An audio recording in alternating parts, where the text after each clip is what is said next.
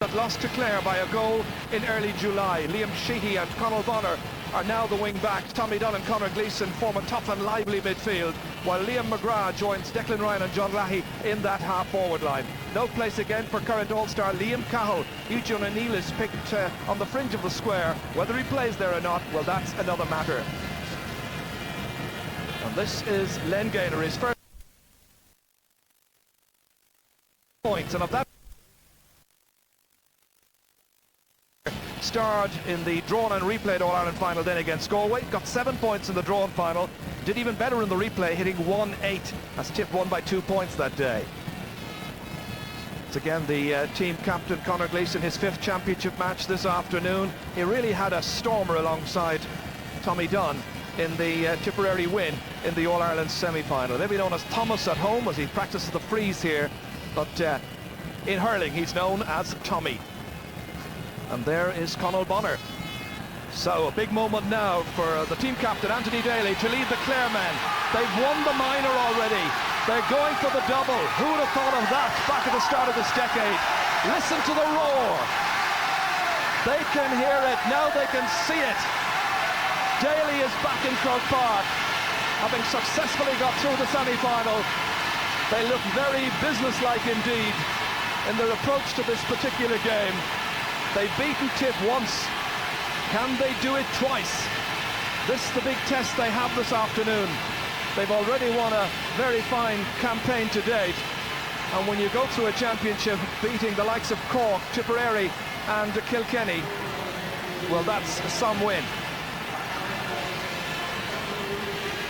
That's Liam Doyle there, 16th championship match this afternoon. He actually made his debut in the championship ahead of the rest of the backline, you know, playing against Waterford back in '89. Then he won a junior All-Ireland here in '93, and after that, more or less resumed his senior career. Fergie Toohey missed the semi-final, but there he is, making sure that he's very much part of the starting lineup. There's the Sparrow, Gerald Loughlin, but known to everybody as the Sparrow. Fergal Haggerty there as well. Man from Kilnamona, he's a young teacher. And of course, back in the side. Mention of the side, this is the team. Clare very clearly relying on experience to win this final. 14 of the 15 played in the All-Ireland win here 2 years ago. The only change, in fact, is Colin Lynch replacing Stephen McNamara. Lynch is now in midfield in the company of Ollie Baker, while the attack has been altered slightly. Fergie Toohey missed the semi-final with a twisted ankle, returns on the 40, and the very unlucky one to make way is Niall Gilligan, and he was the scorer of 2 points in that semi-final win over the Kilkenny Cats. There's the man who has certainly worked the oracle over the last number of years. He was a selector in the company of Len Gaynor back in '93, when on that occasion Tip beat Clare by 18 points. He took over as manager after that. Well, with subs like Gilligan and David Ford sitting on the bench, the first 15, in particular the midfielders and the forwards, I think have got the message. You have got to perform, I think, is what Ger Loughnane will be saying to them. Of course, Ger Loughnane, like Len Gaynor, as we said at the very beginning of this programme, back around 1:45, he has effectively been banished to a green bench.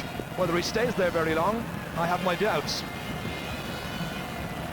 Ollie Baker and the other players then continuing the limbering up process. The all-important toss. There's a strong breeze, remember, blowing down the field. Dickie Murphy, the referee, in charge. Dickie, I think, laying down the message as well to the two captains. It's about hurling this afternoon, nothing else. Anthony Daly looks like he's won the toss. It seems he will be playing in towards the canal end, if his body language is to be believed. Pat Fitzgerald there going in with the note to the referee. It may well be that he's saying that there are 2 additional subs on the Clare team this afternoon. Ger Loughnane told me that number 25 will be Eamon Taff, who got the all-important goal in the final 2 years ago, and number 26 is Stephen McNamara. He got the all-important goal against Cork, of course, in the very first round. This is David Fitzgerald, about whom there was a little doubt, as we heard some time ago. Very agile goalkeeper, 19th championship match this afternoon, winner of county championship medals at every level with his club, which of course is 6 Mile Bridge. And Gerald Loughlin there with the familiar white helmet. It's his 25th championship game. the man with the cool head who's turned many a big match in the past in Clare's favour. He scored 1-9 this year in 4 championship matches. Well, Jamesy O'Connor, of course, had something of an off day here against Offaly in the final 2 years ago. An off day for Jamesy means he only scored 2 points, but he had been blazing a trail of glory prior to that. And today, I'm sure he wants to play well and win. Live on air, certainly we are. And, this match today being shown throughout the world, in fact.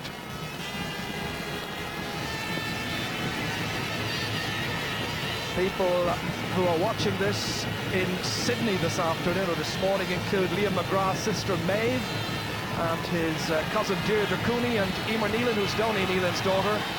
And they are watching in Sydney, as I say. We've also got people like Fiona Malone watching in Tokyo and Kevin Murray watching in London. And Chris and Margaret are watching in the Bronx. And they are Chris Howard and Margaret O'Callaghan.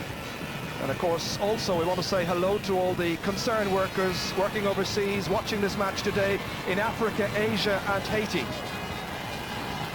Clare, of course, have a pretty decent run of consistency. I know they've been fading in the last 10 minutes of their matches, which has been a source of concern to Ger Loughnane, but they've scored 119, 118, 117 in their last 3 games. Would it be 116 this afternoon, and will that be enough? I'm sure Conall Bonner and company will have other things to say about that. Well, the by now familiar presentation of the teams, not to a president, of course, to this year to the Taoiseach. Bertie Ahern, who was 46 during the week, accompanied here by Joe McDonough, president of the GAA. And Bertie, well known as a great sports fan and a man you can see here, I think, most Sundays when there's a big game happening at Croke Park. So first he goes across to be introduced to the Tipperary players. The team captain, Conor Gleeson, will do the introductions. Taoiseach gets to meet Brendan Cummins, the goalkeeper who comes from the same club as Babs Keating. Then down along the line there, Michael Ryan, Liam Sheedy, Colin Bonner and the smiling Connell as well. It's a fairly relaxed setting we have just now, but perhaps they're just camouflaging the nerves which must be there. So Conor Gleeson is wished well by Bertie Ahern. Now the turn of the officials. Dickie Murphy, the referee today. That's Tommy McIntyre, and the other linesman is Pat Delaney from Laois. So Anthony Daly has a word with the Taoiseach and then introduces David Fitzgerald and goes down along the line. Michael O'Halloran there alongside David. The mighty Brian Lohan alongside his brother Frank. Can they be as effective as they've been in the past? Will that be the key to this particular match? That great Clare defence. They're so solid as a unit, denying the opposition scoring chances, but they're also the launching pad for so many scores at the other end. As the teams get ready to parade around behind the Artane boys band, we take a quick commercial break. Join us again very shortly here with Croke Park.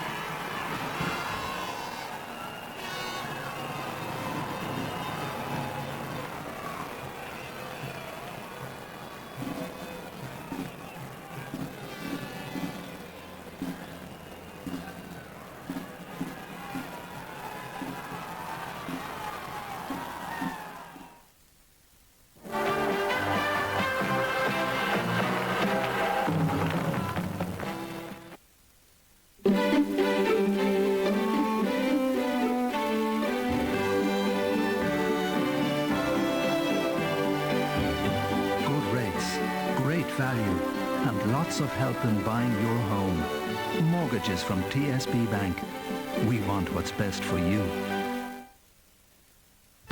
You're always a winner with Munster's #1 in ceramics. Midwest Tiles. Ennis, Nina and Limerick.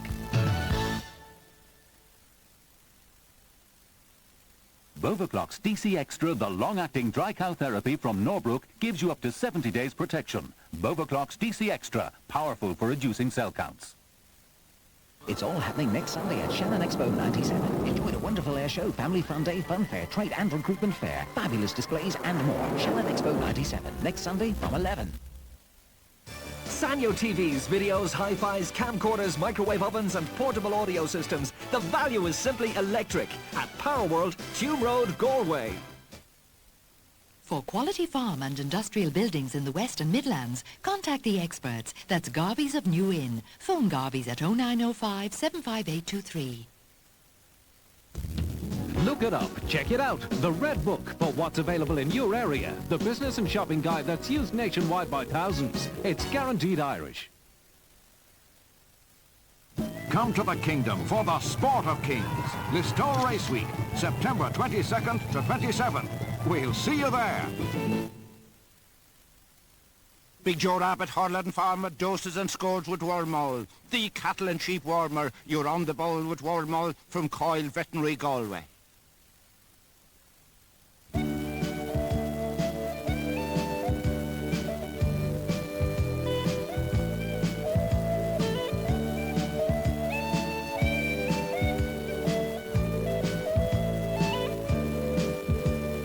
Tasty and tempting food and super. Bruce College, one of Ireland's most prestigious private colleges, is now enrolling for its Leaving Certificate courses. Contact Bruce College, Dublin, Cork or Limerick. It's all happening next Sunday at Shannon Expo 97. Enjoy the wonderful air show, family fun day, fun fair, trade and recruitment fair, fabulous displays and more. Shannon Expo 97, next Sunday from 11. Need to paint where a brush won't reach? Plastic coat it. Plastic coat. It makes painting easy. You don't have to know a lot about printing, because we do. For everything from letterheads to corporate brochures, talk to Snap Printing. Snap Printing, the design, print, copy professionals.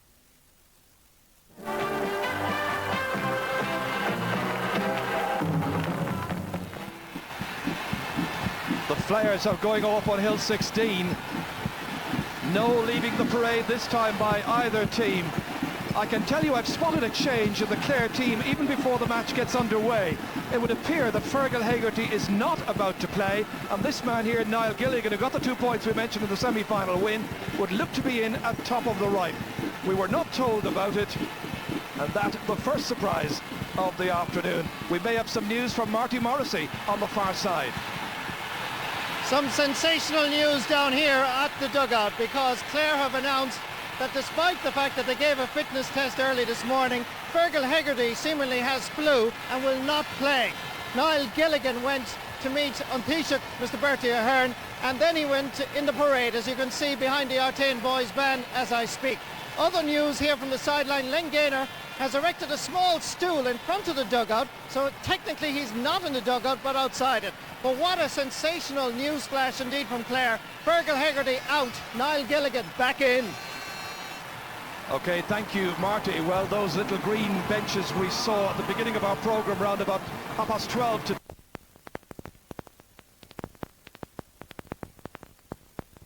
to spectacle. The blue and gold of Tipperary, difficult to distinguish from the saffron and blue of Clare, but we know that down there in Hill 16 it's Tipperary support. Smile on the face there of Paul Shelley. So Clare pull the first rabbit out of the hat here by bringing in Niall Gilligan in place of Fergal Hegarty. So now let's see who has the other answers to the various questions that must be posed. Who will win this 109th All-Ireland hurling final? And Clare will play against the wind in the first half. Neither side going into positions, they're both going for huddles. Will Eugene O'Neill, for instance, start on Brian Lohan at full forward? We're clearly not going to get the answer to these questions until after the anthem.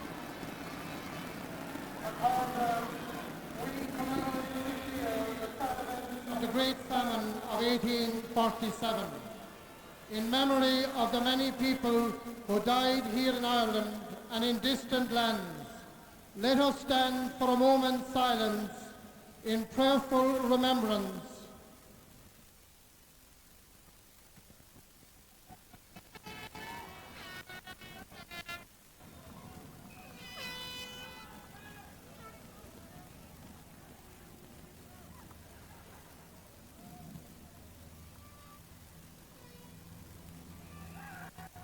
Solace Lahas Dor Clare, Nishagarda or wrong here.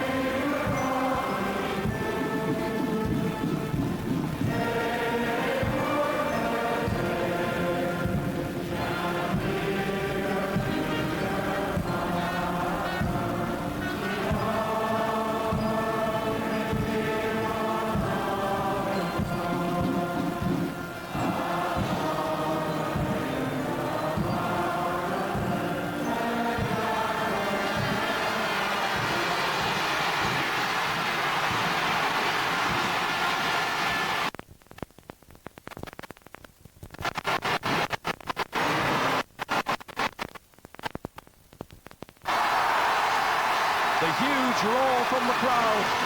The players take up their positions. A hurling championship to equal other great season. It's taken a bit of adjusting to, but we all knew the ground rules when they were made. Both managers vanished to the dugouts, as it were, but in the compromise, the little green benches in front of those dugouts are meant to be where Ger Loughnane and Len Gaynor view this match from. In the middle of the field, it's Ollie Baker and Colin Lynch for Clare. Tommy Dunn and Conor Gleeson for Tipperary. Tip will play from right to left in the first half. Taking charge of his third All-Ireland hurling final is referee Dickie Murphy from the Referees Club in Wexford. And the 109th final is underway. Straight away it's Paul Shelley.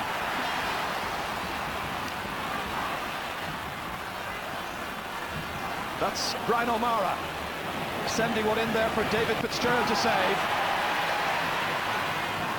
And Eugene O'Neill, incidentally, has started this match at full forward. Sean McMahon for Clare, up towards Niall Gilligan. Michael Ryan probably felt he was going to be marking somebody else, that somebody else should have been Fergal Haggerty, but they've made that change, of course. Now Brian Lohan had such a wonderful Munster final. One of the stars that day for the Banner County. Here's Colin Lynch, trying to get away from the attentions there of the man in midfield, Conor Gleeson. Back in again to the Clare backs. And again Brian Lohan comes out first time to the ball. Liam McGrath was trying to take it up. It comes to Sean McMahon of Clare instead. Now Colin Lynch. Up towards Fergie Toohey. Chasing after this one. One back here by Ollie Baker. He was being held back. Tommy Dunn was doing the holding. It's a free to Clare.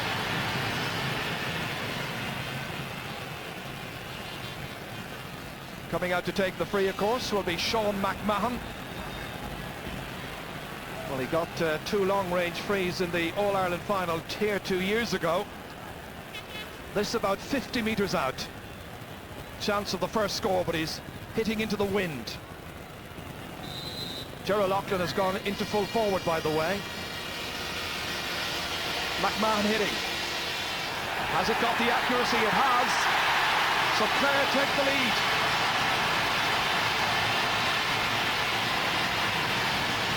Delight for the Clare fans up on the canal end.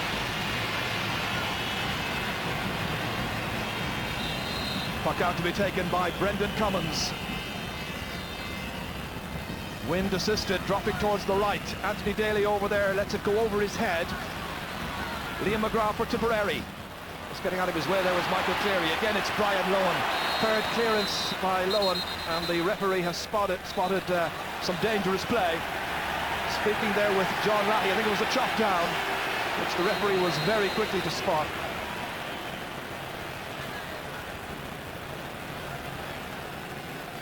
And the face mask this afternoon being worn by John Lahey, and that of course a legacy of the injury that he took in the semi-final win.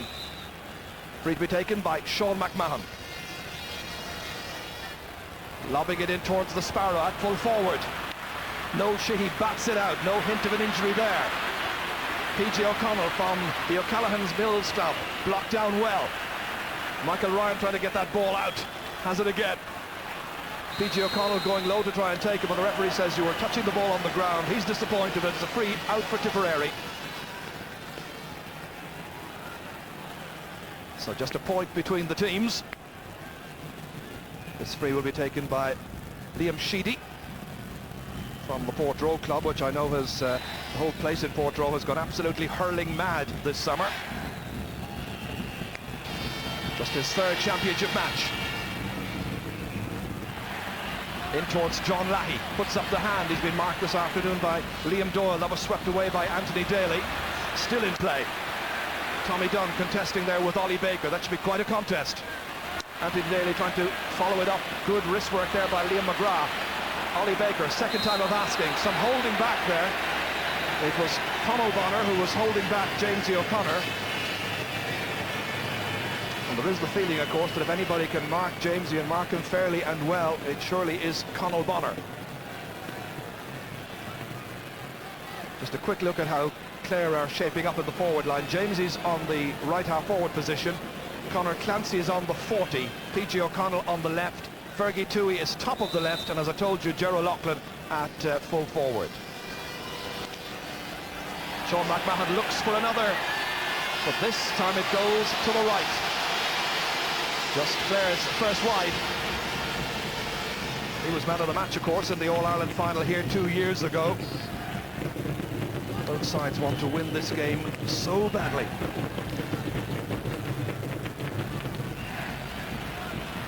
John Lahey breaks it down towards Conor Gleeson, but it's swept up instead by Colin Lynch. Up towards Ollie Baker, away to the left-hand side towards PJ O'Connell.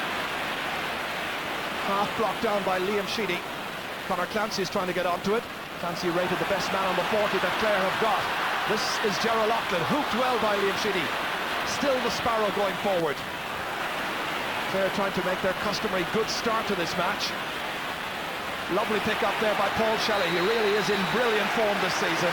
Fouled as he was taking it out. Shelley's man this afternoon is in fact Fergie Toohey.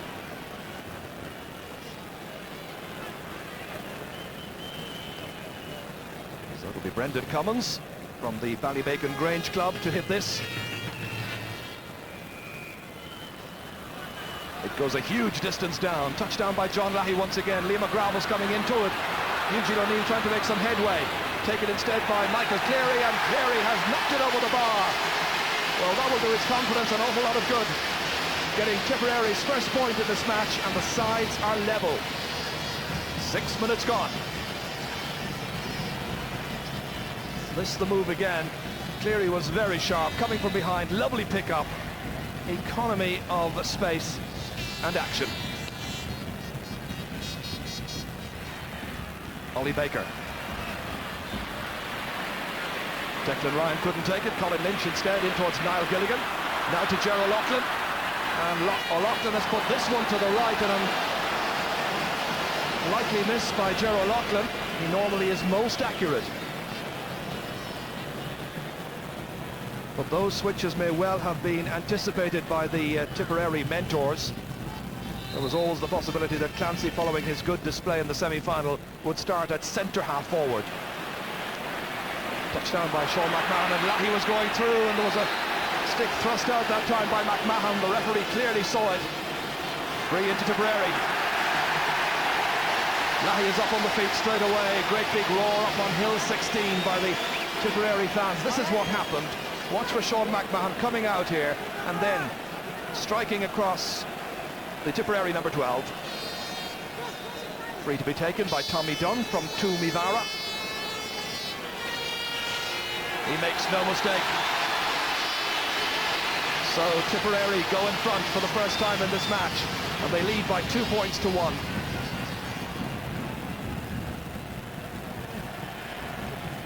Puck out to be taken by Davy Fitzgerald. Stiffish breeze against him in the opening 35 minutes. It lands right in the middle of the field, broken down by Ollie Baker. Colin Lynch one-handed, beaten by Conor Gleeson, but Gleeson unable to take possession. Sean McMahon instead. Colin Lynch once again. Added to there by Conor Clancy. Fergie Toohey was challenging, but again it's the masterful Paul Shelley. He's made a good start. McMahon covering wonderful ground right and left, assisting his wing backs. Liam Doyle, one of those wing backs.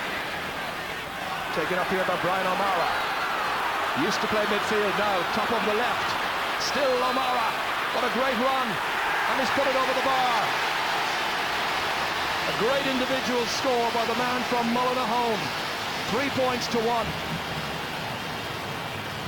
Well, he went right through the Clare defence that time. That area of the field in which Clare are most solid, you feel. Fairly well tested in the opening exchanges here. And just 14 minutes gone. Or rather, 9 minutes gone. Here's Declan Ryan. James O'Connor coming back. Declan Ryan, you remember, had a marvellous Munster final, one of the successes for Tipperary that day. Conal Bonner hitting his pass into space, but there's nobody there. And that's gone harmlessly wide. And that will be a source of concern to the selectors to make sure that when the wing-backs get possession, that their distribution is accurate. So it's Colm Bonner, centre-half back. Conor Clancy, centre-half forward.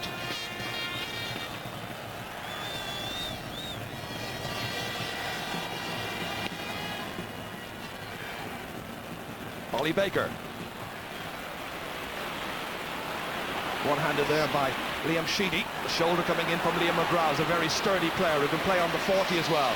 Here's Anthony Daly, due to be married next weekend. Before that, this important tie here. Gilligan's first touch leading him down there, and it's Conal Bonner instead. James O'Connor in to try and dispossess. Liam Doyle getting it just as far as Ollie Baker, aware that he was about to be hooked. Back to Anthony Daly it goes. Clare's team captain fancying his chances from some distance. But he's put it to the left, and that's now a third wide for Clare.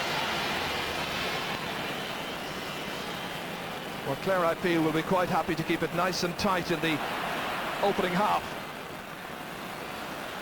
Tommy Dunn. Good delivery back in, over the head of Frank Lohan. Brian Lohan there to help out his brother, who really is a great full-back. Ollie Baker was under that one, so too was Tommy Dunn. Picked up here by Liam Sheedy. No-nonsense clearance there by Anthony Daly. Back in by Declan Ryan, but that's gone just inches to the right. So the man who can certainly turn a match around by his sheer physical presence and wonderful skill. Score of 4 points when the sides last met.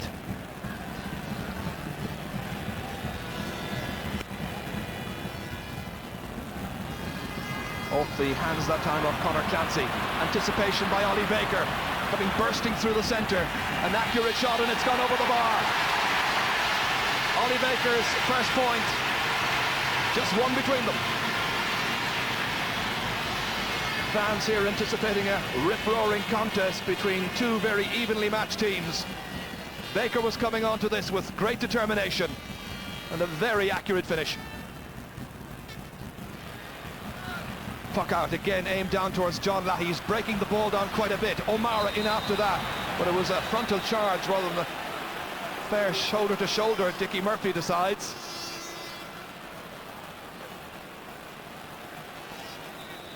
Well, this again is what happened.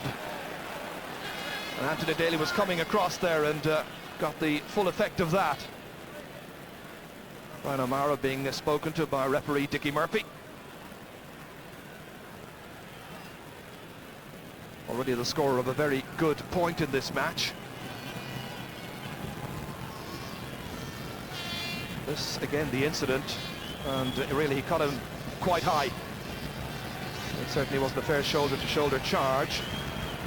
Dr. Pádraig Quinn there, the Clare team doctor. He's been associated with Clare teams now since 1990, I think. Daly's okay, there's a big roar. Gerald Loughnane on his feet. Len continuing to sit on the bench, as per rule. Sean McMahon takes the free towards Niall Gilligan. James O'Connor in next, touches it forward. And the ball was just over the line, the linesman has decided. Tommy McIntyre, the linesman, on this near side. Big moment this for Niall Gilligan. He really starred in the semi-final, and there was a big surprise when he was omitted in favour of Fergal Hegarty. But just in case you have joined us late this afternoon live at Croke Park, Clare did make a switch before the match started, so they have not used up one of their subs already. Michael Ryan. Great cut in. Sean McMahon was going backwards. Touches it down, but only to the waiting Declan Ryan. Should be a score. And the umpire has said no, but it looked to be just inside. That's a very close one. From this angle here, it looked to be just inside the right-hand post. And that's a source of debate and annoyance for the tip forwards. Dickie Murphy correctly going in to have a chat there with his umpires, and they have waved it wide. It doesn't count. This is it again. Sean McMahon, you can see going backwards. All he could do is deflect it into the path of Declan Ryan. Now, did this go inside or outside? Difficult one to say.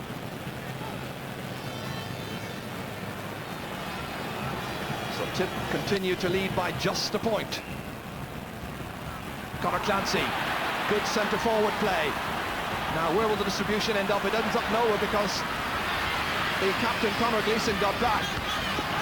Colin Lynch, really tough challenge coming in on Colin Lynch, but he steps over the sideline. It'll be a line ball for Tipperary. This again is what happened here. Ferocious shoulder coming in, and he was over the line. The shoulder by Lahey. Some tough exchanges in the opening 15 minutes of this game. The face of Conall Bonner. Nicely cut up towards Declan Ryan. Touched down, however, by Liam Doyle to the waiting Ollie Baker. Sweeping it across to the left-hand side this time. Fergie Toohey playing at top of the left, wearing number 11. Again, knocking it in there towards Niall Gilligan. That was batted down by Michael Ryan. It was a very important intervention because P.G. O'Connell was nipping in behind him. And here comes Noel Sheehy. The clearance to midfield, contested well by two strongly built players. Declan Ryan the winner, however, and racing away here is John Lahey. Should be an easy score for the taking, and it is. No doubt about this one. So the two men on the left flank of the attack from Mullinahone have now got their scores, and it's 4 points to 2. Well, that was won there brilliantly by Declan Ryan, getting there ahead of McMahon, on to John Lahey, and that was routine by his standards.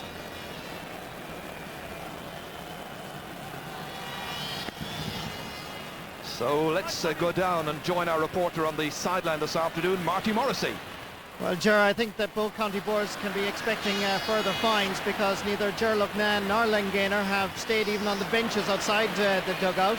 And despite the best efforts to restrain themselves at various times in this match so far, they have been walking up and down the sideline. Well, that was expected, I think. Michael Cleary back to Declan Ryan again. Where's the Clare marking? It was absent, and Conor Gleeson got in for his first point. So both midfielders for Tip have scored, and they lead by 3 points. This was where the move started.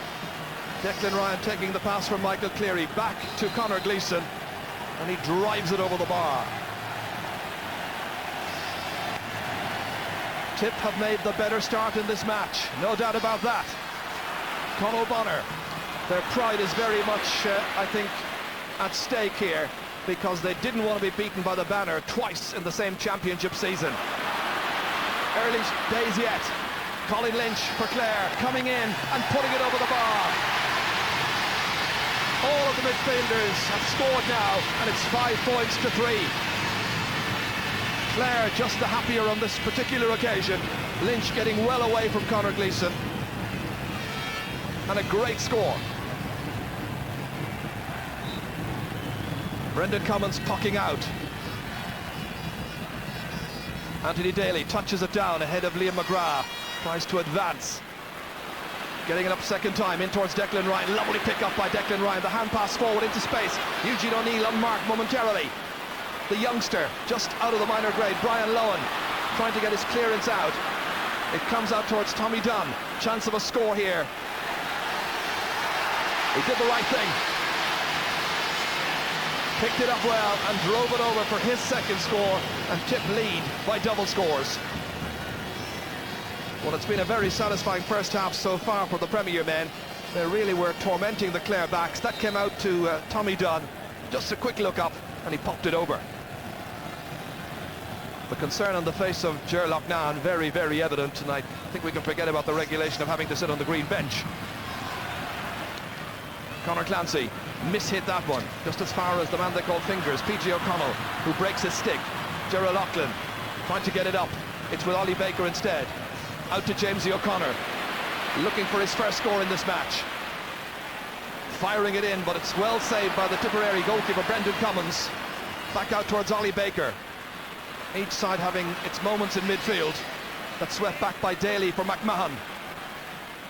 Into the corner towards Fergie Toohey, trying to open up the Tipperary defence. Paul Shelley getting a stop on it, but the ball has gone out over the end line and it's gone wide. Well, certainly Toohey adds an extra dimension to the Clare forward line when he's able to take his place. But it's strange to see him playing at top of the left. If anything, Clare have maybe 4 players in their forward line who are much happier playing in the half-forward line. That's well cut again by John Lahey. He really is causing problems for Liam Doyle. That came off the post and went outside and wide. And it's a 4th wide now for Tipperary. John Lahey a little annoyed with himself.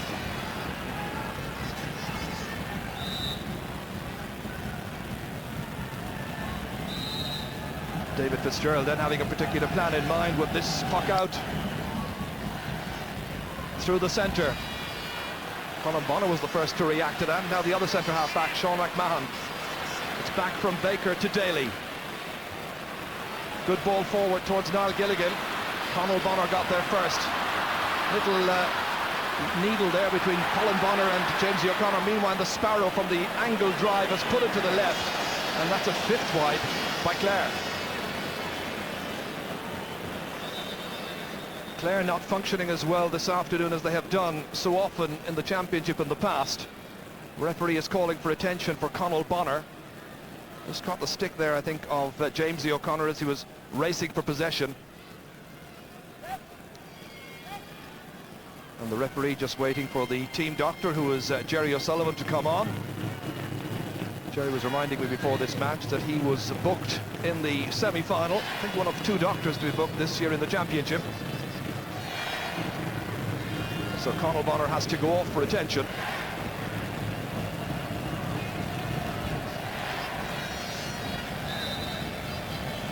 Conor Gleeson has gone back to play left half back, just while Tipper down to 14 men. The puck out goes towards Declan Ryan. Liam McGrath trying to pick it up. Back to Anthony Daly again. Jamesy O'Connor trying to get more into the game. Has come out towards midfield. Across to Niall Gilligan, has switched across to top of the left, where he's marked, of course, by Paul Shelley.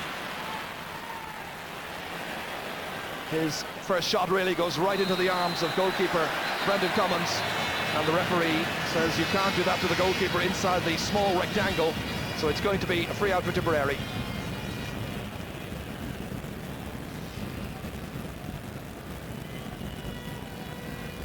Brendan, of course, hurler and footballer. Very accomplished wing forward with the Tipperary football team. Free out towards Liam McGrath's side. Baker sweeping it through the middle. Conal Bonner back in the action again after the attention from the doctor. Conor Gleeson against Colin Lynch. In comes Ollie Baker.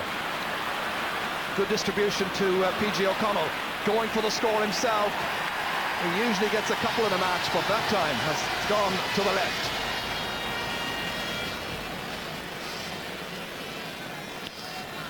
The Clare forward line not really functioning as they can this far in the game. Brian O'Mara taking Michael O'Halloran out of position. Cross towards Liam McGrath. You can see that Tipperary have done their homework very well since the Munster final. They're a much improved team. Even as we say that, they put one to the right. 5 changes in all, remember, from the day they played Clare back in early July in that Munster final down in Páirc Uí Chaoimh. And they've had the opportunity to change things around with the wins in the league and also a quarter-final and semi-final All-Ireland wins. Tommy Doyle. That's Anthony Daly. In towards Gerald O'Loughlin. Conal Bonner. Niall Gilligan in there to try and deny him. Tip doing more or less as they will in many positions of the field, but knocked down there. Brian Lohan playing superbly as ever. Sideline ball is to Tip. Well, I think Clare will be very disappointed to have scored only 3 points after nearly 24 minutes play. Chances few and far between. Fergie Toohey has now gone out towards right half forward as Clare tried to switch things around. They've left just 2 men in the inside forward line, incidentally. Great catch by Declan Ryan. Wonderful distribution out to Lahey. The old firm are at it again, and that's gone over the bar. John Lahey's second point made for him by Declan Ryan, and it's 7 points to 3. How often these two have done it in the past for Tipperary. Almost indestructible there at centre half forward, and the free-moving Lahey sweeps it over the bar. Davy Fitzgerald pucking out once again. He's been very busy in the first half. Over the head of Colin Bonner that time. Colin Lynch, the midfielder, first touch, unable to take it up onto his stick. And then belted away by Conal Bonner. Sean McMahon outside towards Colin Lynch once again. He had a chance just there moments ago. All in there after it. Tough physical confrontations.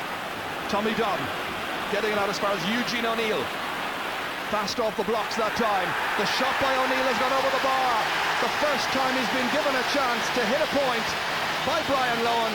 He takes it splendidly. That was a great point.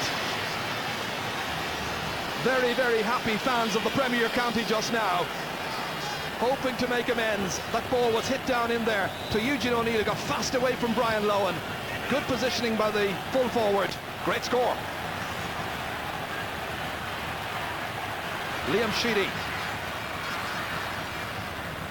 Ollie Baker putting it back in for Clare, who have looked somewhat disjointed in this opening half.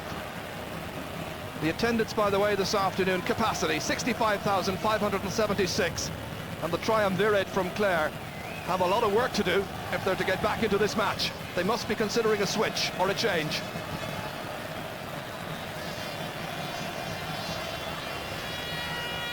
Sideline ball hit in by Liam Sheedy. Past Declan Ryan that time, but that time he was fouling his man, who is Sean McMahon. And we've got some further news now from Marty.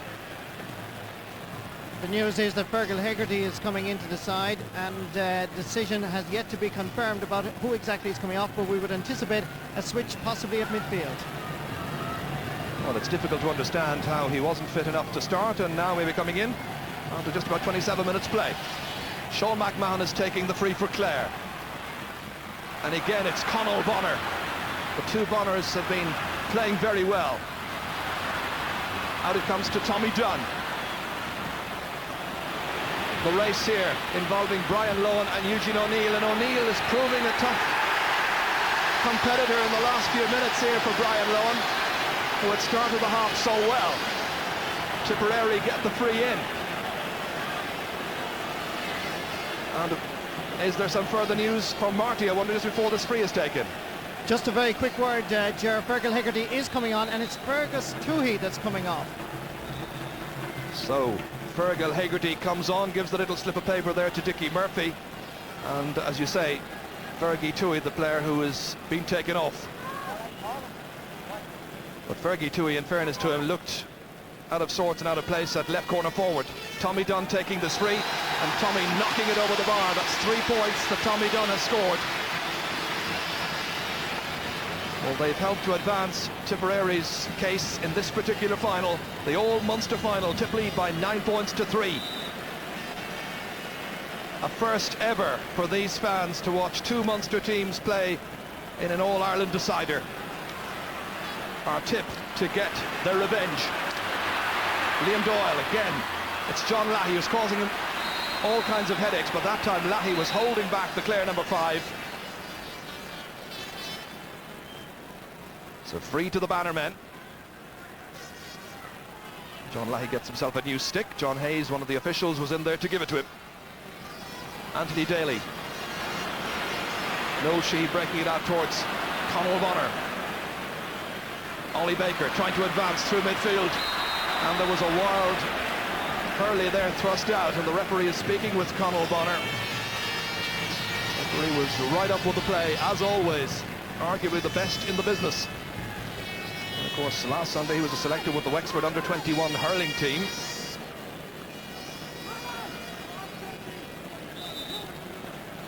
Jamesy O'Connor hitting this. Oh, almost for a moment he was hitting it low, and it very nearly crept in, but off the stick of Brendan Cummins and over the bar. That's Jamesy O'Connor's first point, 5 between them. There was a low and up trajectory on this, just watch it again. Nobody but the goalkeeper on the line, and he forced it over the bar. Huge puck out once again, that's causing problems with the wind at their backs.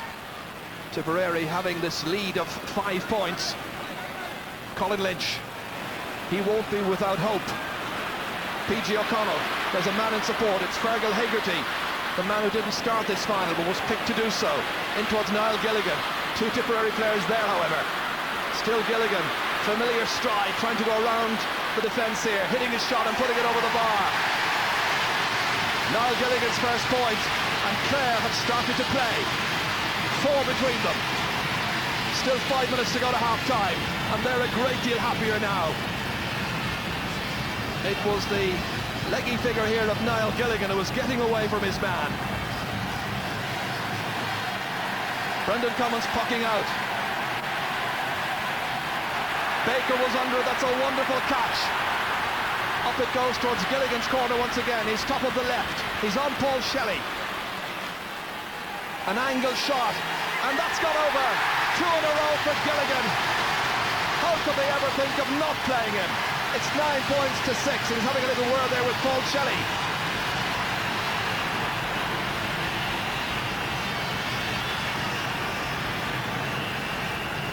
This is what happened again. He was fast there, off his marks, got there ahead of Shelley, who never got in a telling challenge, or a challenge of any kind in fact. And the referee has had a word with the 2 men.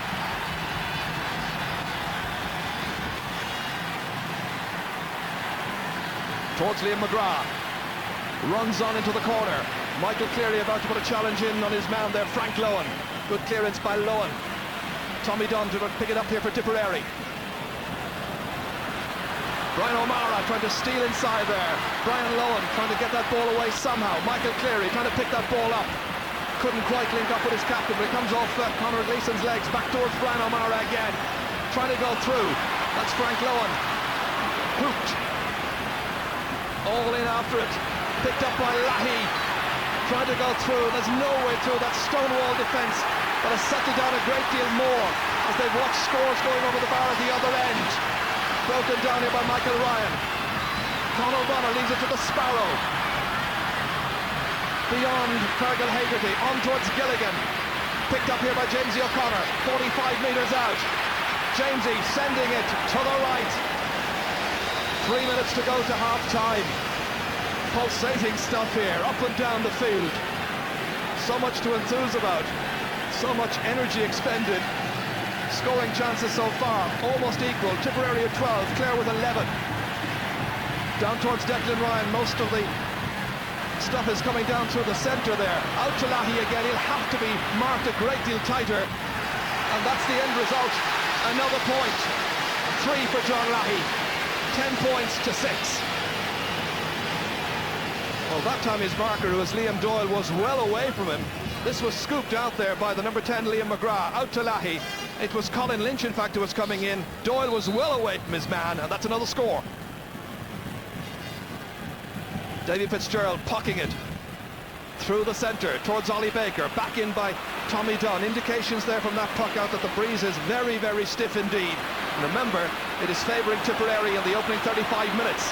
Brian Lohan trying to keep Eugene O'Neill away from it. In was McGrath quickly. In along the baseline it comes. Liam Doyle there saying, leave it to me. The clearance out to Colin Lynch. The shoulder from Conor Gleeson. Strong, tough, forceful play, but full of skill, full of craft. Clancy trying to go through there. It really is a tough match, this, and who's back? The number 12, inevitably, John Lahey. What about that for a pile-up? You get an indication of that last little bit of play, of just their eagerness to win this tie. So much pride is at stake. Anthony Daly again. Blocked by Colin Bonner. Taking it away from Conor Clancy, hasn't yet managed to get into this match as Clare would wish. He's done a good job so far, Colin Bonner. Bree to tip. Tommy Dunn to take it. Inside the last minute of the first half. Tense faces all around Croke Park. Well, this is just about 50 metres out from his own goal. But he has the wind behind him, lobbing it in towards Eugene O'Neill. Lohan was up first as well, but that ball beats them all. Brian Lohan there explaining it away to the referee, and I think explaining that his hurley may well have been held. The only player I can remember giving him real trouble during this past season was Eugene Cloonan of Athenry in the club final here back on St. Patrick's Day. Inside it goes towards Fergal Hegarty. Hegarty playing it left half forward, being marked by Liam Sheedy. There he is again. Up towards Niall Gilligan, playing a top of the left and the score of 2 points in a row for Clare to begin something of a comeback for them. So into injury time. I suppose the question to be asked is, a lead of 4 points sufficient for Tipperary, who will have to face the wind after the turnaround? Sean McManus left it there. That's Conor Gleeson, Tipperary's team captain. Will he be picking up the McCarthy Cup? That's Eugene O'Neill. He really is causing problems just now for Brian Lohan. Into the arms of Davy Fitzgerald. The ball goes, however. Jamesy against 2 Tipperary players. Colin Lynch coming in to help him. On his left-hand side across towards Fergal Hegarty, getting there ahead of Liam Sheedy. That's a good switch and a good move. Here he comes again, the man from Kilnamona, outside towards PJ O'Connell, instinctively hitting it, but he puts it to the left. He got just a little chance. It was just a brief opening there for him. This is the gap that he saw, the hand pass. Hit it on the ground, and just wide.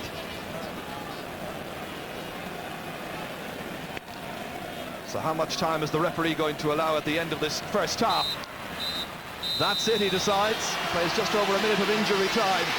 Well, John Lahey scored 3 points in that first half. Declan Ryan was very much the provider for many of those scores and many of the other scores as well. Tip will be happy going in. Are they to avenge their loss in the Munster final? At half-time here in Croke Park in the 109th All-Ireland Hurling Final. It's Tipperary 10, Clare 6. And let's go down and join Marty Morrissey. Just here with us is Colin Flynn. Colin, at half-time, how do you feel? I think we're going relatively well. I don't think we've opened up yet. There's a hell of a lot more in us. I think we'll be booming in the second half. I think we'll be flying. It's just, we really haven't opened. We haven't gotten our pattern of play right yet. But I think it's coming. I think we've loads in us. Is the wind a major factor, Colin? Major factor, absolutely. We're defending more or less in the first half, and I think we'll be going all out in the second. Thank you very much, Colin Flynn. We'll go straight to a break.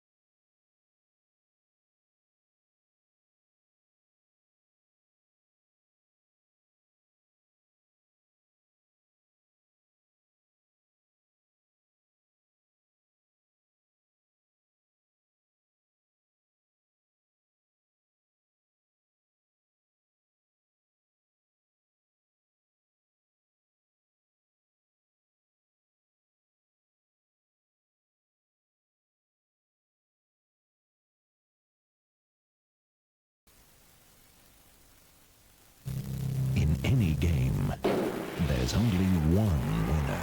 Berger Paints. Looking good, lasting longer. The Tinnikelly House success story, brought about by drive, determination, and one bank. ICC Bank. Your success is our business.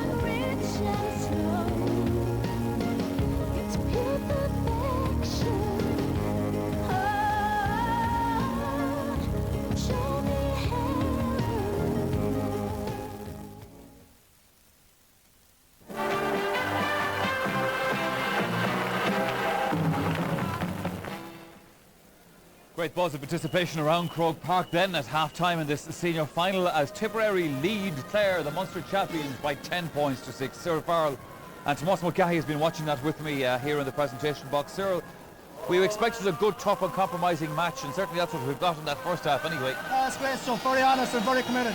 And you have to compliment both teams. Terrible tension here, but at the same time they're playing hurling the whole way through. Chip made the start they wanted. They're playing with the breeze. It's important that they got on top early on. Now they're playing with confidence. 4 points up, it's still going to be a terrible tight match. How much, Tomas, this breeze is going to be a factor, I suppose, we'll discover for real in the second half. But there's no doubt in Tipperary's guts and commitment for this game. No, and I mean, they really have got in amongst Clare, and I said that before the start of the game, if they're going to win this match, they've got to get in amongst the Clare backs especially. And Eugene O'Neill has come very much into the game because he hasn't allowed Brian Lohan to dominate the game. John Lahey and Declan Ryan have been tremendous in the half-forward line. There's no long clearances coming out of the Clare defence, and they're putting tremendous pressure. But they've got to do all that again in the second half because Clare are playing with the wind. We see the minor game, 8 points up at half-time Clare, and just barely got there at the end, you know, so the wind will have a big factor on it. Cyril, we've seen some very good scores in this match so far. I mean, we've just picked out one here for an example from Ollie Baker. Like Baker's back to himself today. He's on one of these things. He gets his ball midfield, puts right through, did a small run, have a look up over the bar. You could say that he's back to his form he was 2 years ago. He lost the form bit from the last year, but this first half today he's really back to what he was. Yeah. We talked, Tomas, about the influence we talked before the match that John Lahey and Jamesy O'Connor might have on this game. Now, Jamesy has been very quiet so far, but Lahey has been delivering. Yes, and that's the good news for Tipperary. John Lahey is bang on form and he's playing with tremendous heart and tremendous spirit, but he's also contributing on the scoreboard as well. He's got 3 tremendous points. He's running off the ball. He's got the brilliant. Here we see sideline ball from Michael Ryan, a great ball. It comes up to Declan Ryan, and Declan has been tremendous in centre forward. Maybe should be pulled for dropping the hurley there, but gives it John Lahey. That's what he does best, throwing the ball over the bar. They'll need more of that from John again in the second half, and I'm sure he's quite capable of that. He's going to have to take on the Clare defence, get a bit of a support from more of the other people around him, and Tipper, and I feel him with a good chance now. They're playing well. Jamesy has been quiet, Cyril, but having said that, all of the Clare forwards have been quiet. Yeah, you see, Michael, they switched around the team before the start. Fergal Tui went corner forward, Conor Clancy went centre forward, and Jerry Loughlin went full. Now, it looked okay from the last day doing that, but like then they were playing with kind of not natural corner forwards inside. Now, they've taken off Fergie Tui and Hegarty's come on, who was picked in the first place, and they're still winding up with PG O'Connell corner forward, who probably preferred to wing. So they're not fully balanced, but after saying all that, like, Jamesy is quite early on, Conor Bonner's playing very well on him. But like, there's 35 minutes to play, and this Clare team could still ignite, because the 2 boys midfield and the half back line, they're still hitting up a lot of ball. Well, I'm sure that that will be all sorted out in the dressing room about half-time in the Clare dressing room. We'll take a commercial break. Join us again for the second half very, very shortly.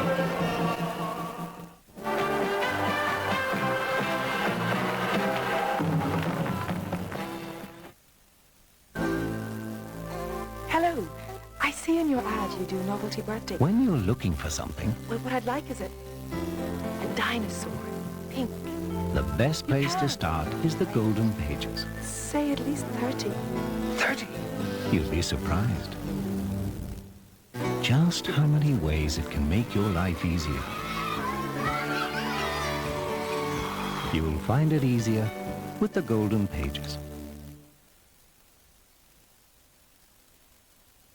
You can depend on FBD insurance, whatever happens. Whatever happens to your home or your farm. Whatever happens to your business or your car. We're here to help bring things back to normal. You can depend on FBD staff to give you the right cover at the right price. Drop into one of our 50 branches or call 1-850-617-617. FBD, for a better deal all round. Make a meal of it with Super Value and the classic Gourmet's Pride 24-piece Napoli cutlery set. Normally retailing at $49.99, you can make massive savings on this superb Italian set by collecting the special tokens, one free with every £10 spent in your local Super Value. In fact, the more you collect, the more you save. Complete the collector card and it's yours, absolutely free. The Napoli cutlery set. Start collecting tokens today, exclusively at Super Value, because Super Value values you. Dying moment. One last attack. Shearer setting up through the centre. Long ball to Shearer. Shearer!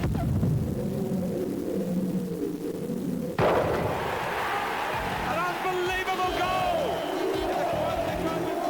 Lucas Aid Sport is designed for top athletes. It delivers fluid and energy fast, so I'm always ahead of the game.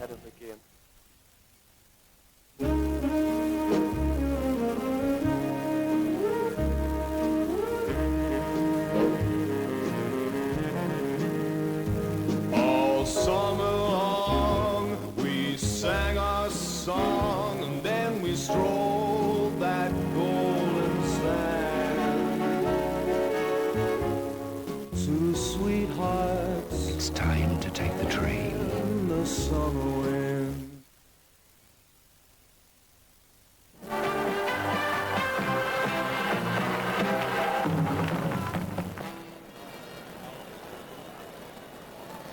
Yes, Tomas Mulcahy was making the point at the end of the first half there and before the commercial break about the breeze here at Croke Park, and it is quite significant.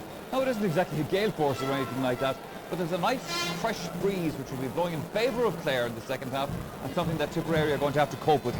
Looking at the pattern for this second half, from a Clare point of view, Cyril Farrell, are they going to do anything drastic, do you think, for the start of the second half, or are they going to let it wait and see how it settles down? Well, I'd say at half-time in the dressing room that Gerard looked at it and saying, listen lads, we put a lot in. You know, this is our second All-Ireland been in 2 years. It's there for the taking. We've got our own pattern going. Now, they're not actually getting any pattern going up front.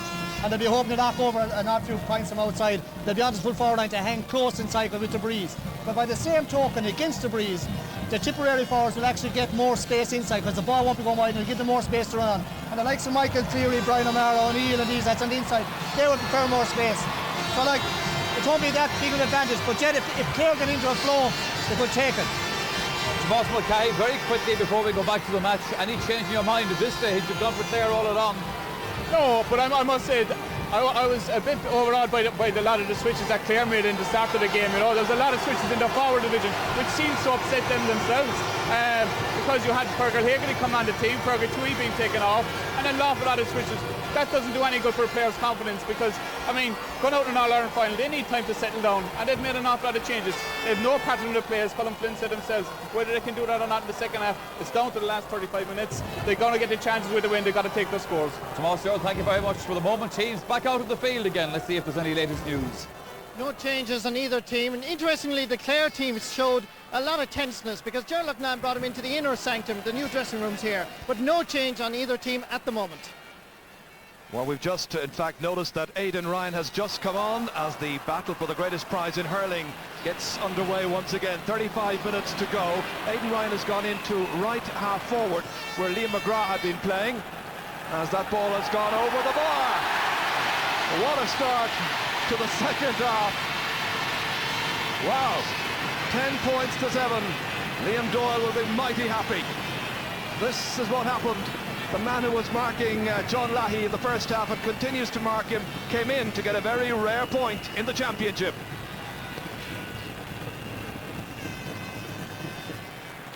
And they're the fiancé of the team captain, hoping that things will go well. Eugene O'Neill again trying to take that ball up into his stick. Brian Lohan had a real test in the last 15 minutes of that first half against the young full forward Eugene O'Neill. This time a great long clearance downfield. Noel Sheehy put under pressure. Fergal Hegarty racing across for this one with the team captain Conor Gleeson. And it's going to be a line ball for Clare, who have this breeze with them now for the second 35 minutes. We can confirm that Liam McGrath's the player who's gone off, and Aidan Ryan has come on. Colin Lynch. In it goes towards Clancy, the man on the 40, looking for another point. Start of the second half. Clare have made a wonderful start to the half. Conor Clancy operating on the 40. 2 between them, 10 points to 8. And this is how it happened. Very much an individual score by Clancy, making space for himself. Well, Niall Gilligan is top of the left still. There's the new fresh man in to try and challenge Anthony Daly.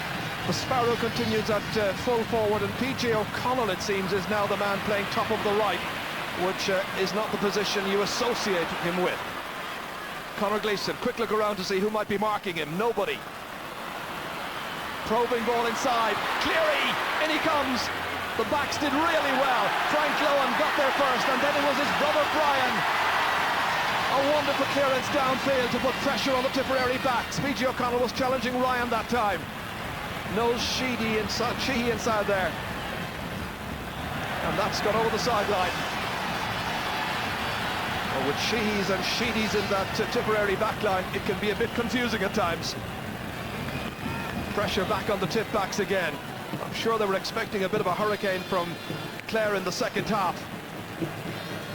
And certainly Clare have started with a great purpose. The line ball will be cut in by Ollie Baker. Words of encouragement from the tip goalkeeper. Right into the inside forward line, but they're powerless to get it, however. So that's the first wide of the second half, and 10 wides in all now for Clare, which is also a cause of concern. Clare wondering, can they get a second title in the space of 3 years?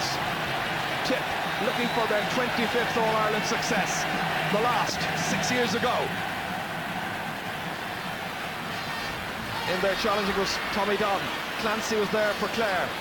Ollie Baker trying to make some headway. Sean McMahon says enough of that and drives it way down to Niall Gilligan, but he can't win his race, however, to take possession. And a tip man down on the ground there. Just looking around, possible elimination. I wonder, is it Tommy Dunn? Again, the team doctor in there, Jerry O'Sullivan. Yes, it's Tommy Dunn, all right. Scorer of 3 points in this match so far, 2 of them from frees. Back on the feet, able to take up his position in midfield. He's formed a very good alliance there with Conor Gleeson. There's been quite a test against Baker and Lynch this afternoon. This was where that came back off Tommy Dunn, and that's where he got the injury. Some fresh air pulling in there. Strong, determined, forceful hurling. Tommy Dunn has it. Lose it, however. Back by Sean McMahon. Into the Sparrow. Sparrow has yet to score in this match. Playing it back towards Fergal Hegarty. Again, it's Gerald O'Loughlin.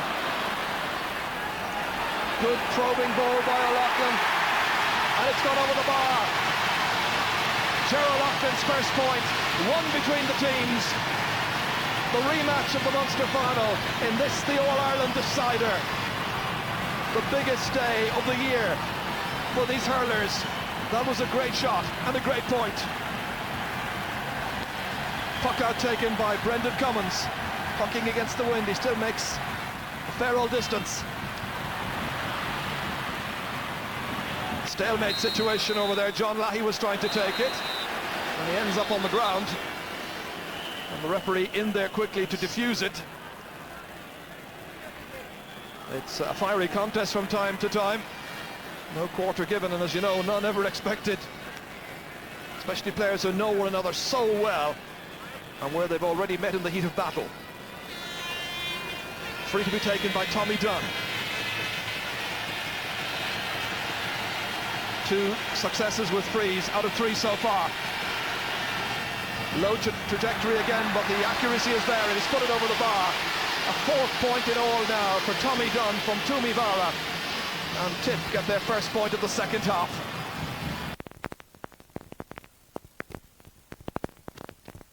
Minutes into the second half, lots of talking points, but no goals to date.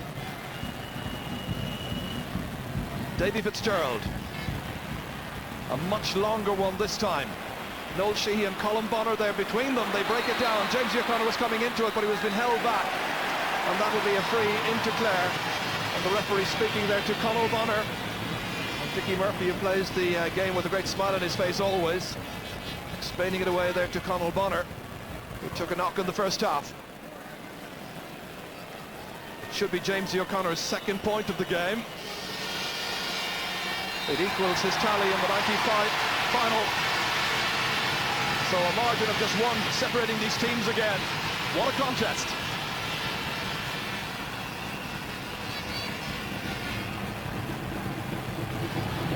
The packed Hill 16 in the background. The backdrop to this puck out by Brendan Cummins, trying to vary it towards Aidan Ryan this time.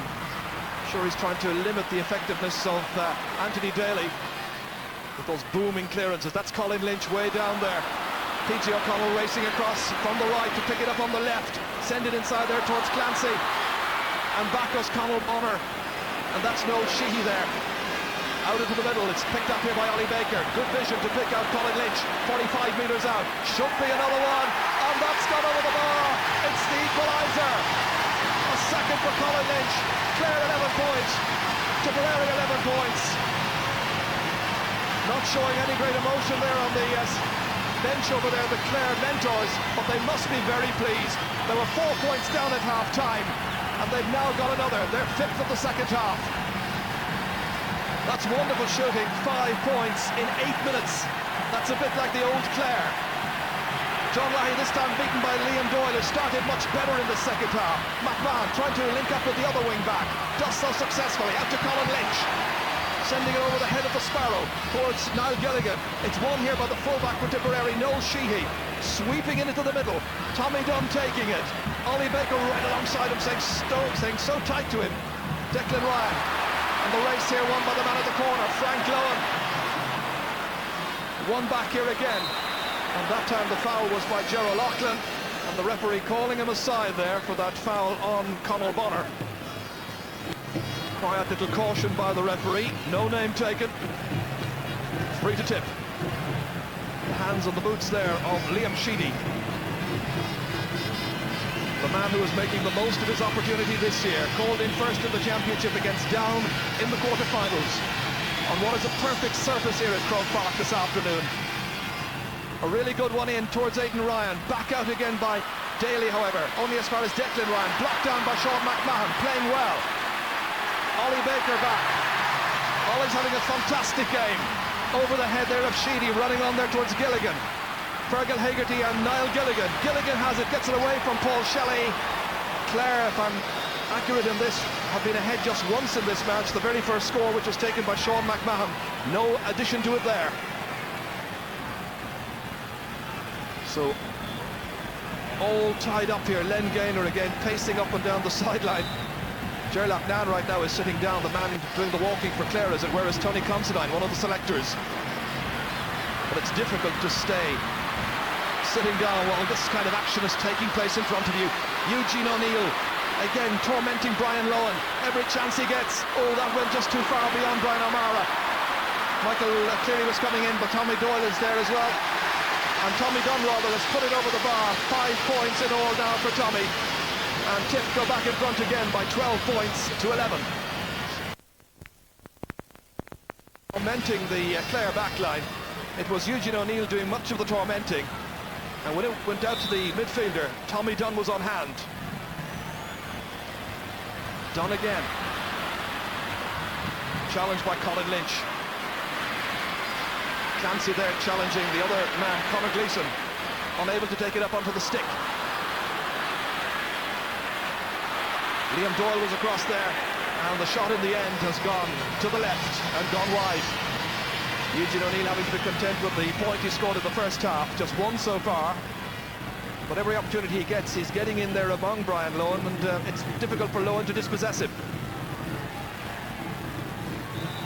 That's Tony Considine, Mike McNamara also there, the other man who is a selector for Clare along with Ger Loughnane.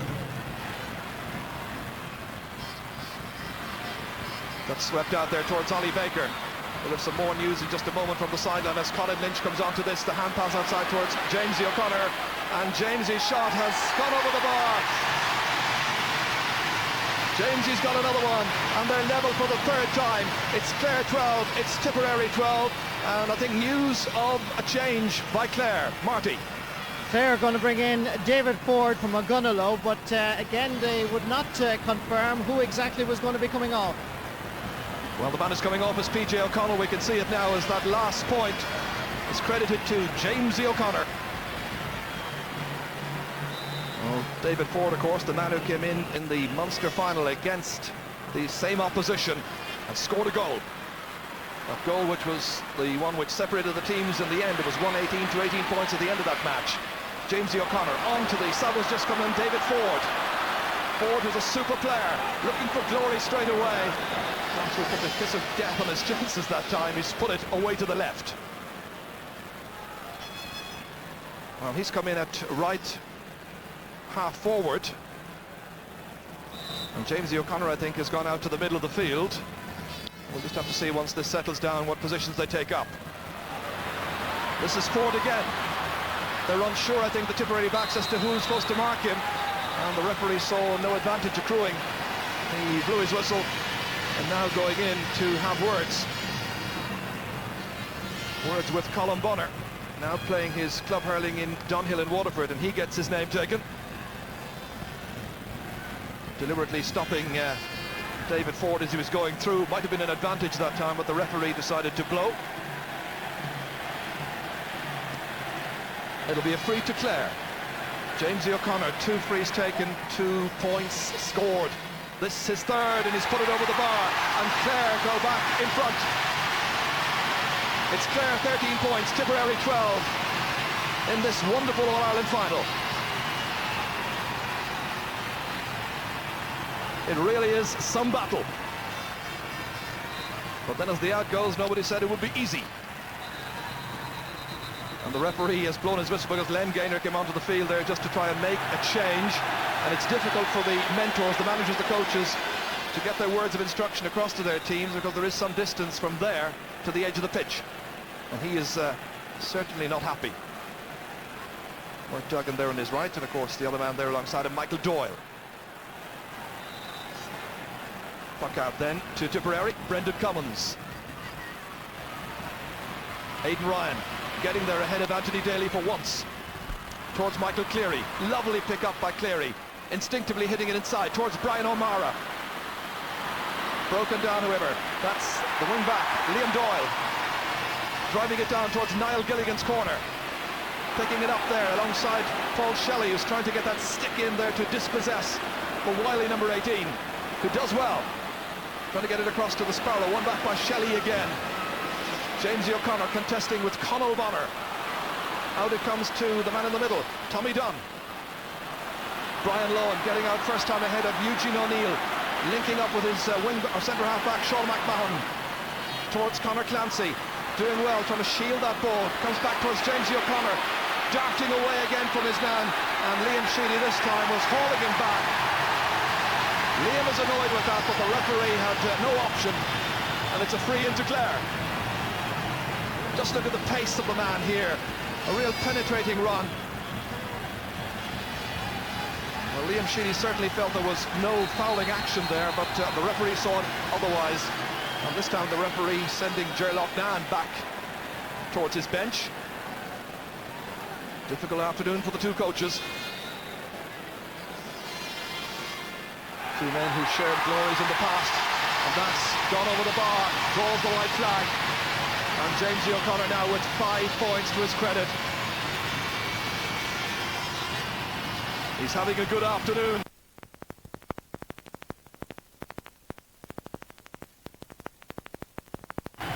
So Clare leading by 2 points. Sean McMahon reaching up for this one, doing well in the second half, indeed much better against Declan Ryan.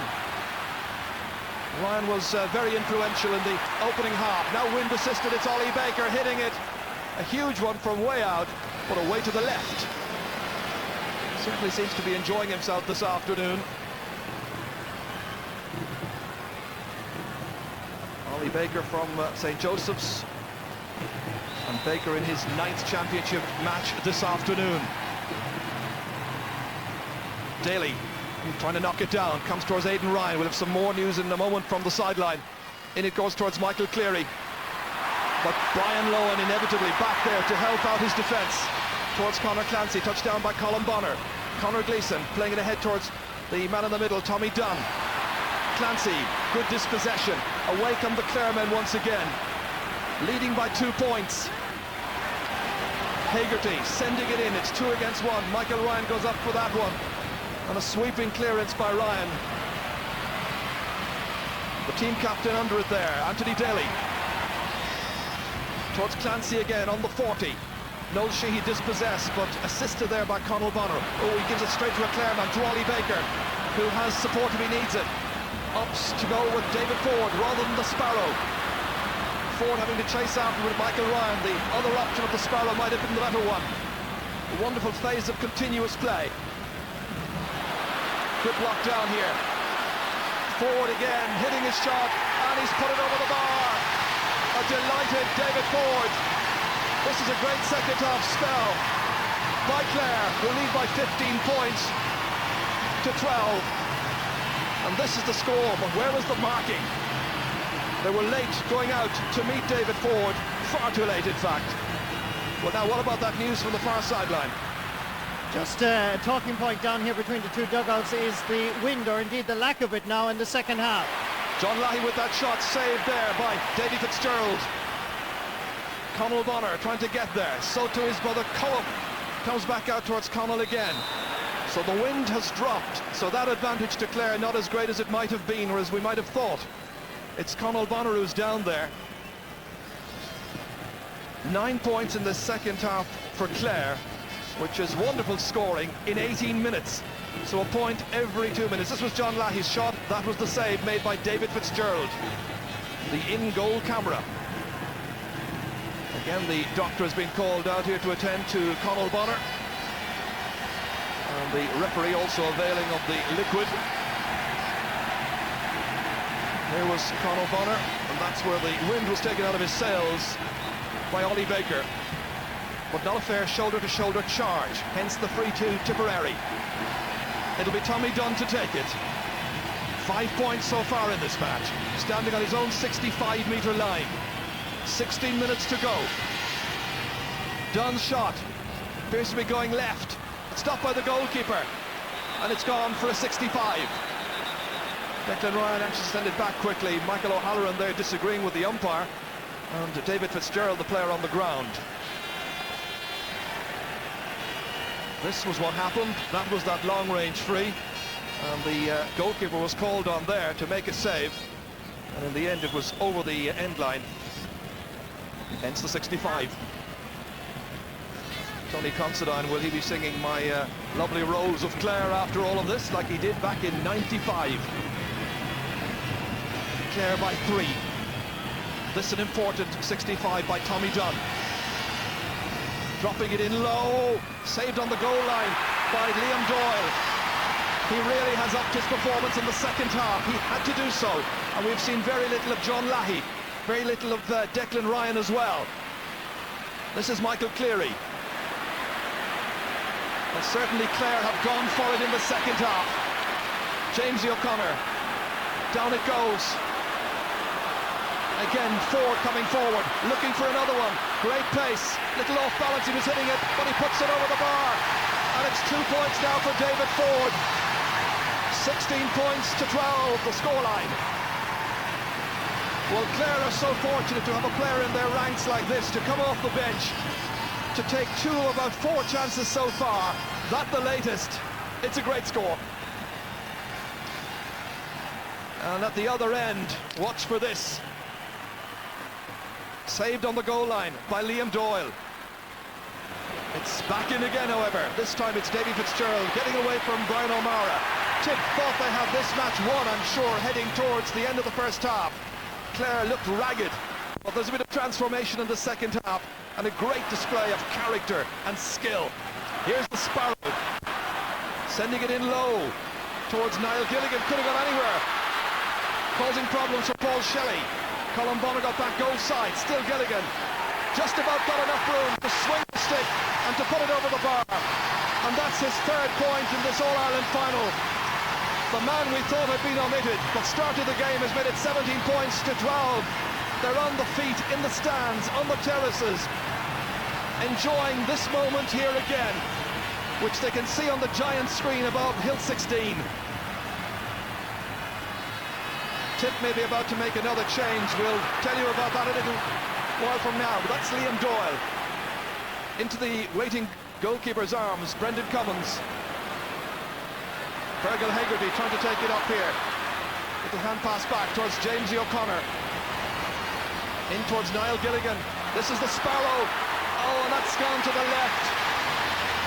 He had a chance of a point, and he might have even had a chance of a goal. Some more news now from Marty. Liam Cahill is being introduced for Tipperary, and obviously he's going to take up the corner forward position. And there's been a lot of talk in Clare, of course, about the three men along the sideline: Barry Murphy, David Ford and Niall Gilligan. Ford and Gilligan are in. Barry Murphy will be introduced very shortly. And he's coming in place, or rather Michael Cleary is the one going off, just to clarify all that. It'll be Liam Cahill, of course, who's in fact now just come in.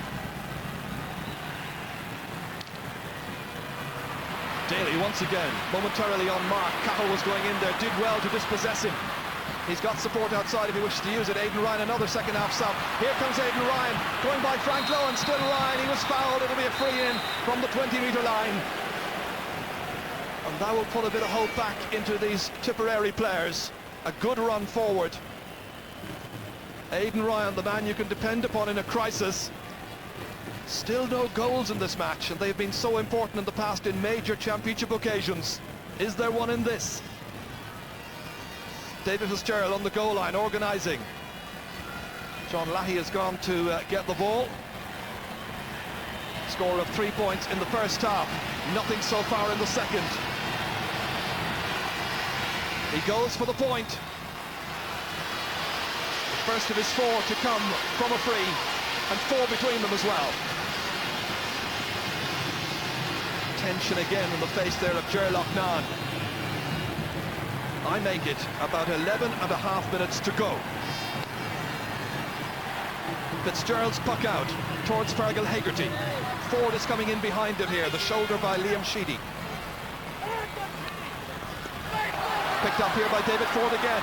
He'll go for another one, I'm sure. This time, however, it's gone to the left. Perhaps an easier chance than one of the ones he scored earlier on.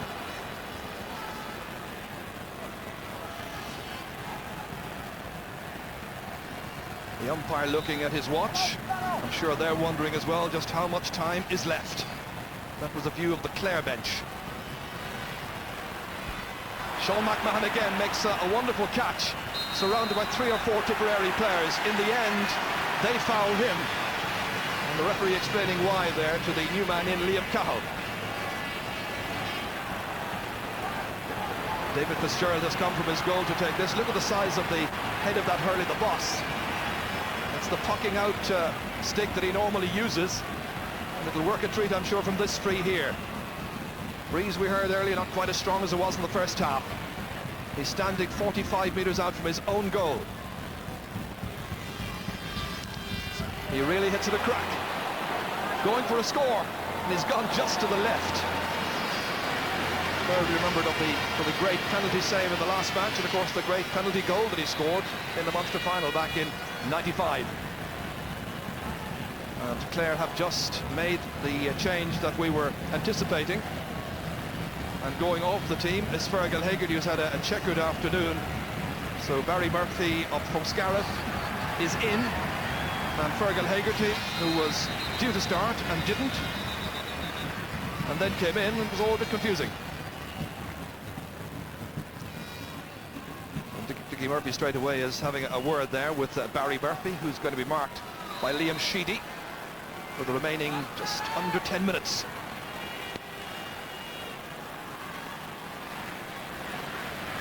Lahey again over there contesting, gets the break of the ball back down to him from Tommy Dunn. John Lahey looking for his first score of the second score of the second half. In it goes towards Cahill and he's kicked it in! There is a goal in this match! The sub has done it! A goal by Liam Cahill, and Tip are right back in it again. They're in there disputing this one, however, about whether or not he was in the square. Let's watch again. He was just on the edge, I think, when he made the catch. It's a difficult one to call, however. It was John Lahey who dropped it in towards Liam Cahill, right on the edge, but he booted it to the back of the net. Now, where was he when he received it? He could have had half a foot inside. But the goal stands, and there's only a point between the teams. What a finish we're going to have now.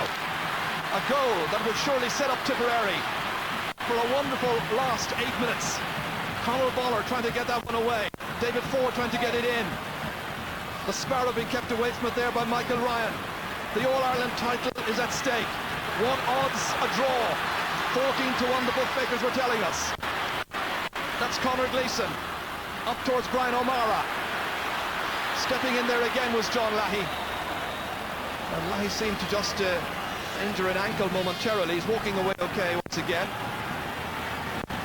Last man up, Michael O'Halloran. O'Halloran also seems to have taken a knock on that ankle. This is what happened here. He was racing there with John Lahey.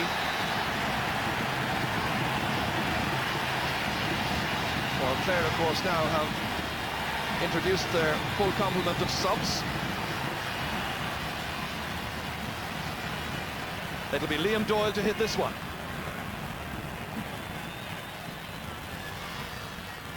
Good sideline cut towards James O'Connor.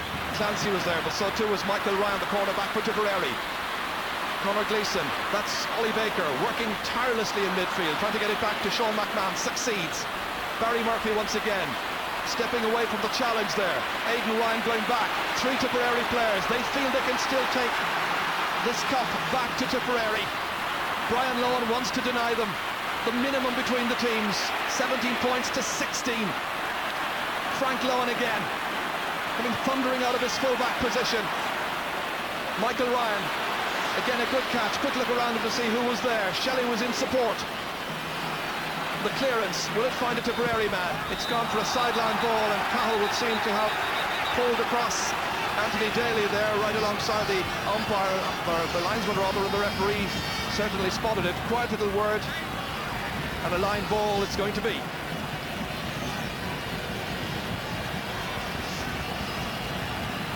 This to be taken by Anthony Daly. Where will that McCarthy Cup be going?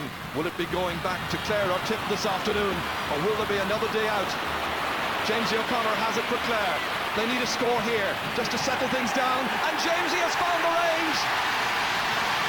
6 points now for Jamesy O'Connor. This is a day he's certainly enjoying so far. 18 points to 113. 2 points the margin. Clare lead. Just over 5 minutes to go. That was a great finish. In it goes again, this time towards Brian O'Mara. Back they go to try and challenge him. Sean McMahon gets it out somehow to a player waiting out there. Liam Doyle is there. Swings around, then knocks it away downfield. Beyond Colin Bonner. David Ford can't pick it up. Michael Ryan has it instead for Tipperary. Great assured cornerback play. In there towards the forward line again. They're looking for another. O'Mara was there. Aidan Ryan is there. Eugene O'Neill's in there. Who might get the final touch? It's gone off a Clare back, and it's gone for another 65. What a match. What a finish we're getting here. And that is what it's all about.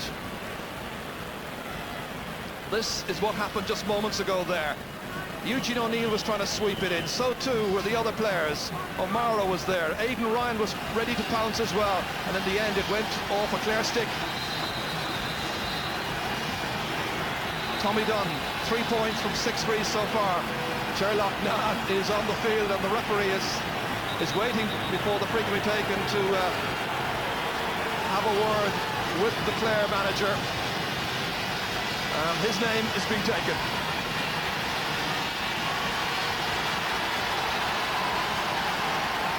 I think Sherlock Nahn won't care too much about names taken or fines later on if his side can hang on for dear life to victory here. This to put just a point between the teams. Real pressure for Tommy Dunn. 5 points so far in this match. 4 minutes left. He drives it in and he drives it, and it's stopped in there, and it's in the back of the net! Another goal, and it's Eugene O'Neill who's got it.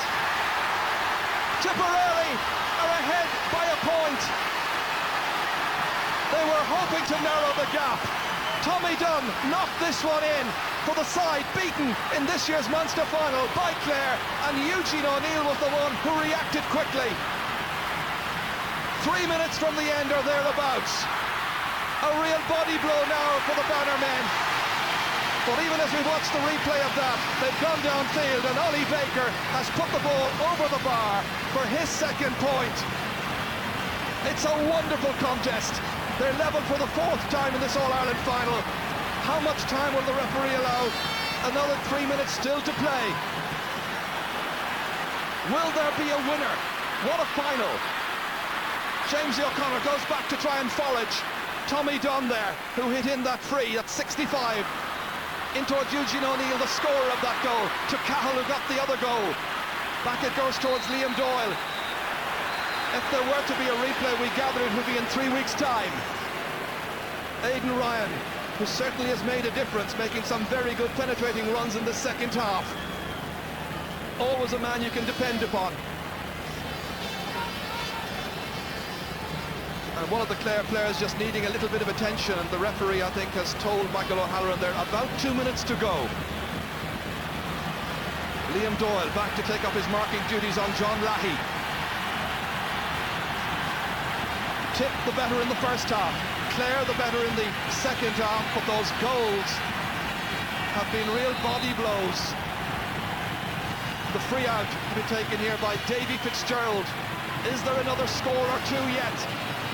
Colin Bonner under it, so too Sheehy comes out here towards Conor Bonner. Into the middle of the field, Declan Ryan there. He picks it up really well ahead of Sean McMahon. Still Declan Ryan, trying to send it in towards the forward, towards Eugene O'Neill. And again it's Brian Lohan, and very craftily there taking it away from the forward, giving himself a bit of space in which to manoeuvre. Out to Liam Doyle it comes. It's a wonderful All-Ireland final, full of spirit and determination, full of skill, full of craft, full of all that's the very best in hurling.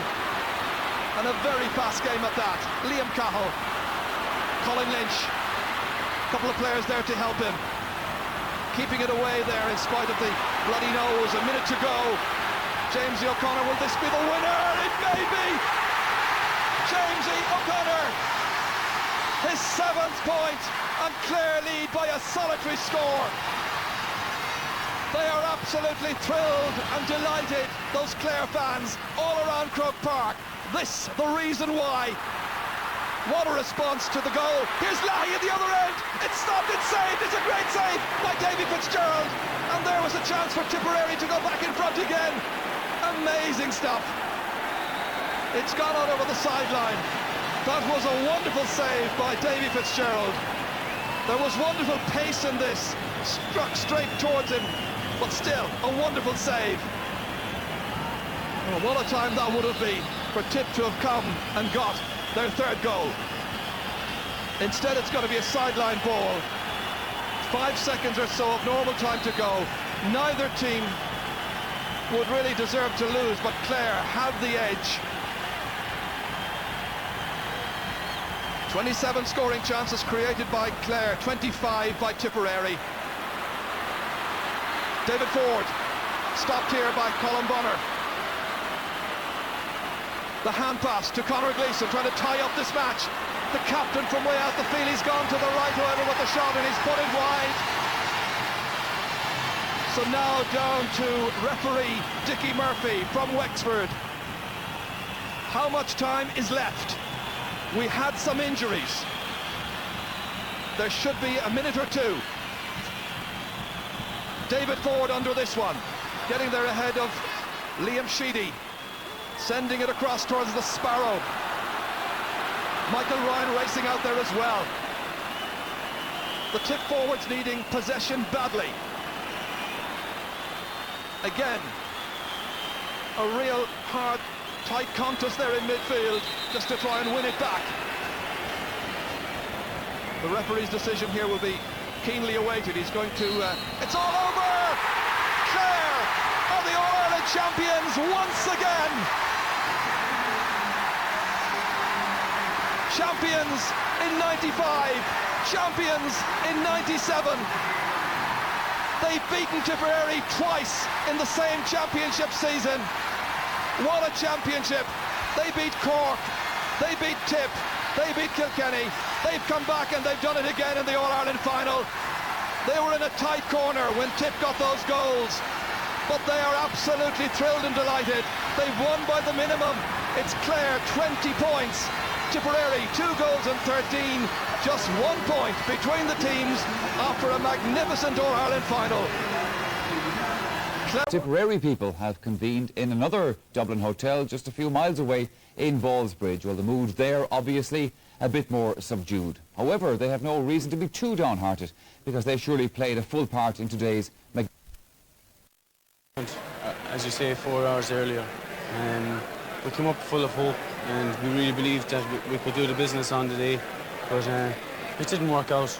And fair play to Clare, like they took their chances, and I think it was an epic. It was a great game.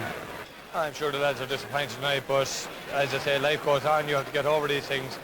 We talked to the players after, they're down, which is natural, but I think more so after the multiplying display, the lads were very disappointed with their own display that day, whereas today I think we give our all and we're beaten by a better team in the day. Your manager Len Gaynor is very down tonight, Martin. I know that you were very close to that man. You know what's in his mind and in his heart and soul tonight. I'm not ashamed to say that I love that man.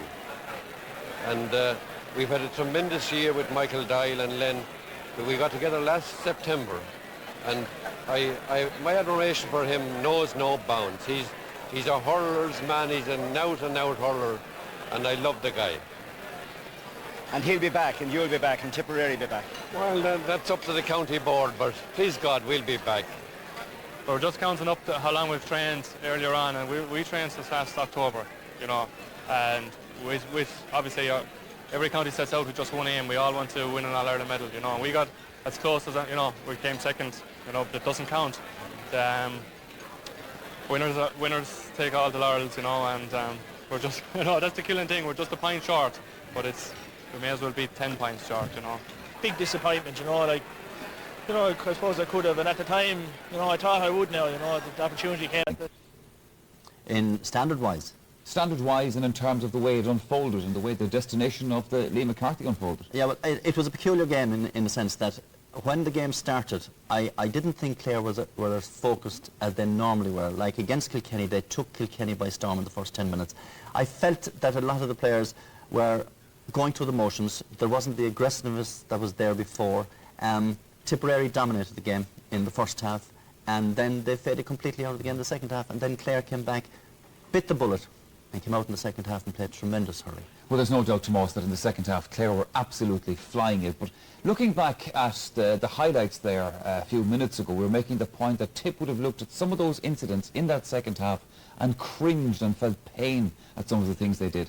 Yes, they were really on top in the first half, and maybe should have had more scores on the board. I mean, we said that during the minor game today. The wind had a big factor on it, and to win at half-time just 4 points ahead. But in the second half, there were some very sloppy clearances from the defence that only went out halfway out the field, and they were punished by Clare. But we've got to give credit to Clare on the day. I mean, their backs were to the wall at half-time.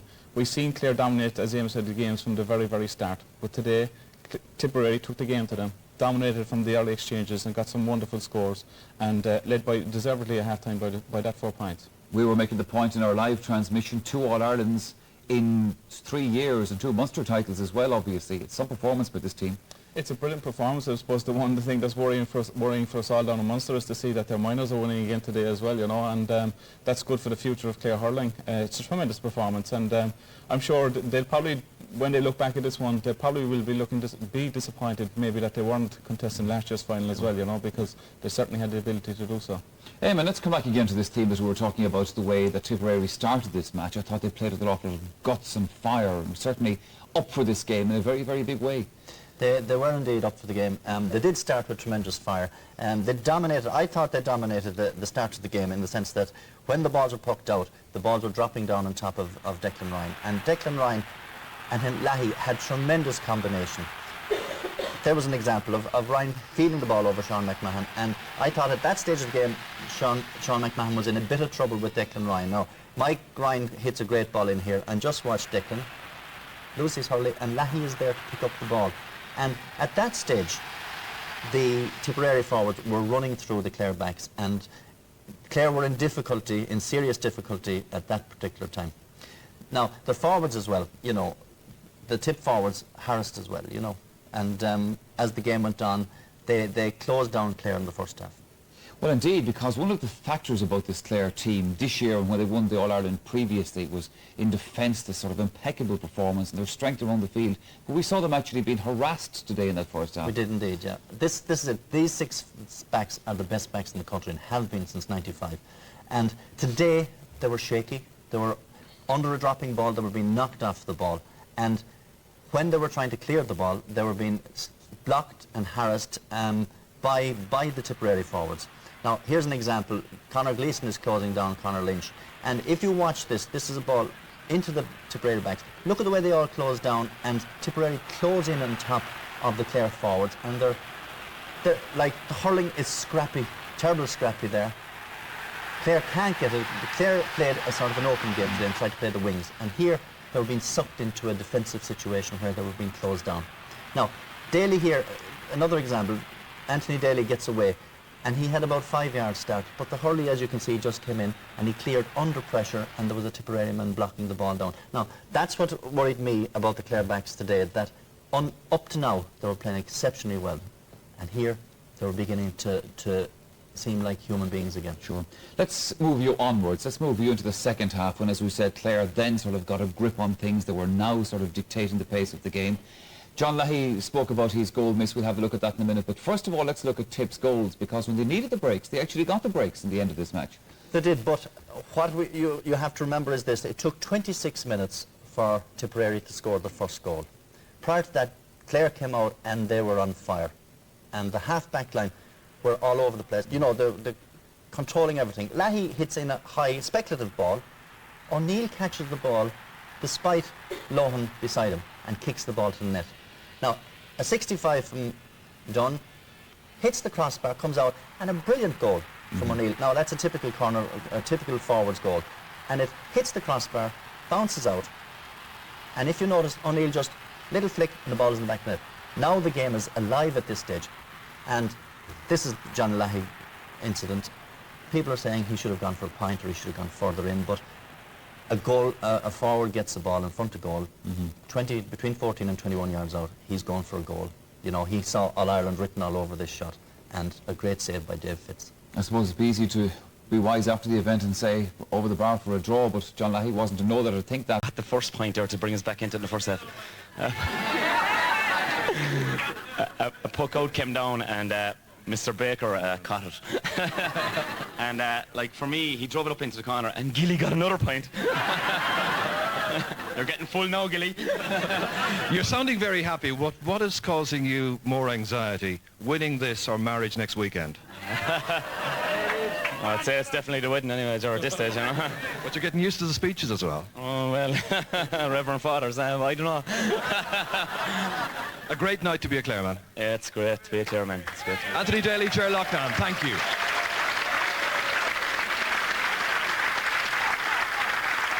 Indeed, it is great indeed to be a Clareman on this historic night. And Davy Fitzgerald and Jamesy O'Connor, man who stops the goals, man who scores the goals and indeed the points. But Davy Fitz, let me first of all begin about your involvement with the minors, because you have a close association with this minor team going back a few years.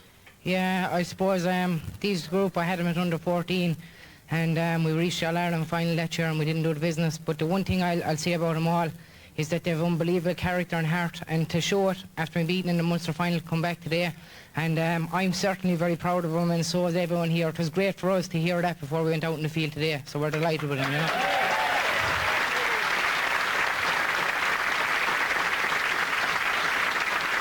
They talked after the Munster hurling final that John Leahy had the chance to level the match. We all know, of course, David, you would have saved it, right? But apart from that, you got the chance today to save a shot from John Leahy. Were you expecting it? Being honest, I was. I think probably anyone in his position would have gone for it, because he had an open shot at goal, and maybe 9 times out of 10 maybe it'd have gone in, but I got the look today and I stayed out again. Thanks be to God. I think it's more than luck, Davy, in fairness. Well, I suppose you can look at it two ways. 2 years ago, I think I was talking to you about a goal I lay in, so it's nice to be talking about one I'm saving this year, anyhow.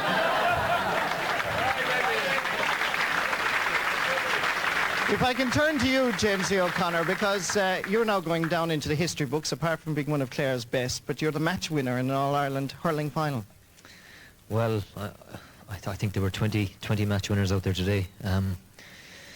As I say, you know, 15 guys don't win in All-Ireland. I think it takes a panel of 35 and an even greater group of people working, you know, in conjunction with the team and management. And that's what we had this year. And I think that's probably the main reason we're All-Ireland champions.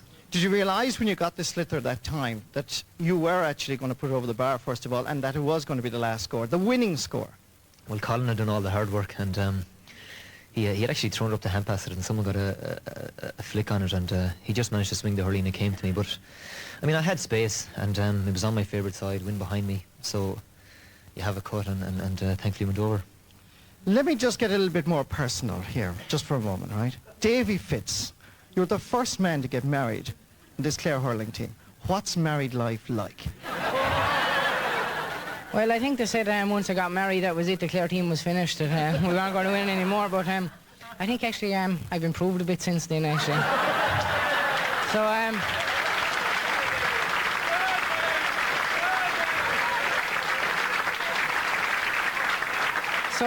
I think it's about time a few more of them take the plunge now, even this fella here beside me, you know.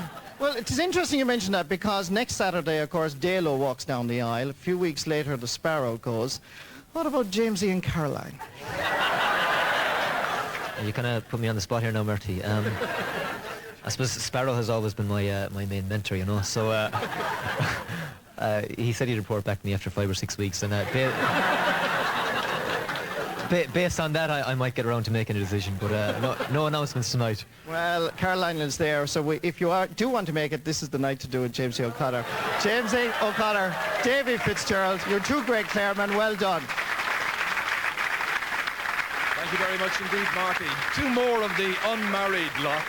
Sean McMahon here with me, and also Brian Lowen. Sean, a tremendous second half this afternoon.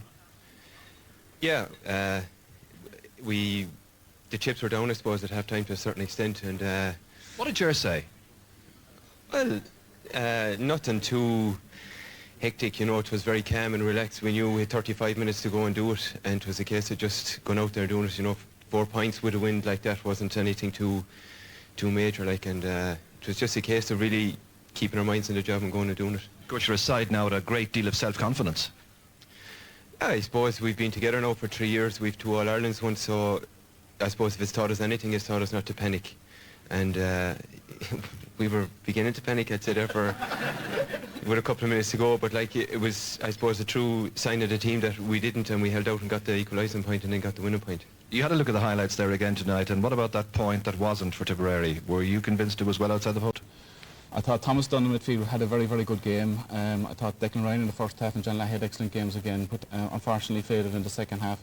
But on the Clare side, I mean, it's very hard to pick a man of the match on All-Ireland final night. But the one man that stood out for me today, head and shoulders above everybody else, was the man in the middle of the park, and that was Ollie Baker. So I think he deserved his man of the match. He gave an excellent performance and scored 2 great points. He led from the start when most of the Clare players around him were actually struggling. Ollie was to the forefront all the time. And again, at the end of the game, he got that point that equalised the game when Clare got their second goal. Congratulations, Ollie. Well done. Tremendous. Thank you, ladies and gentlemen. Now, as usual, you've got this beautiful Waterford Crystal trophy to take home with you. There's his and her watches. There is a her. And also, we've got Michael Whelan here from Guinness, who've been marvellous sponsors, and he's got for you 2 nights or 2 days in Dublin. Will you go to the football final? Can you go to it 2 weeks time? I don't think I can. Oh, well. But, you've got this anyway. We'll try anyway. This is from Michael from Guinness, and they will put you up overnight and arrange everything for you, and you should have a wonderful time. What a day it's been for you. Yeah, it's probably been, I suppose, the greatest day in Clare GA history. I suppose the day that, I suppose, maybe 3 years ago, who could have believed the Clare minors and seniors contesting an All-Ireland final on the same day, yet alone winning the 2 matches the one day. It's just been a great experience for the minors who should look forward to contesting under 21 and senior levels, and ourselves who should be looking forward to next year, year after. Are you already looking to the year ahead? Well, I don't know. I suppose we have to look forward at the whole time, and I'd say there's a few of the old lads on the team that might be looking to hang out the boots. But you better be careful, they're not too old, and they're listening to you. Ladies and gentlemen, the RT man of the match for this final, Ollie Baker.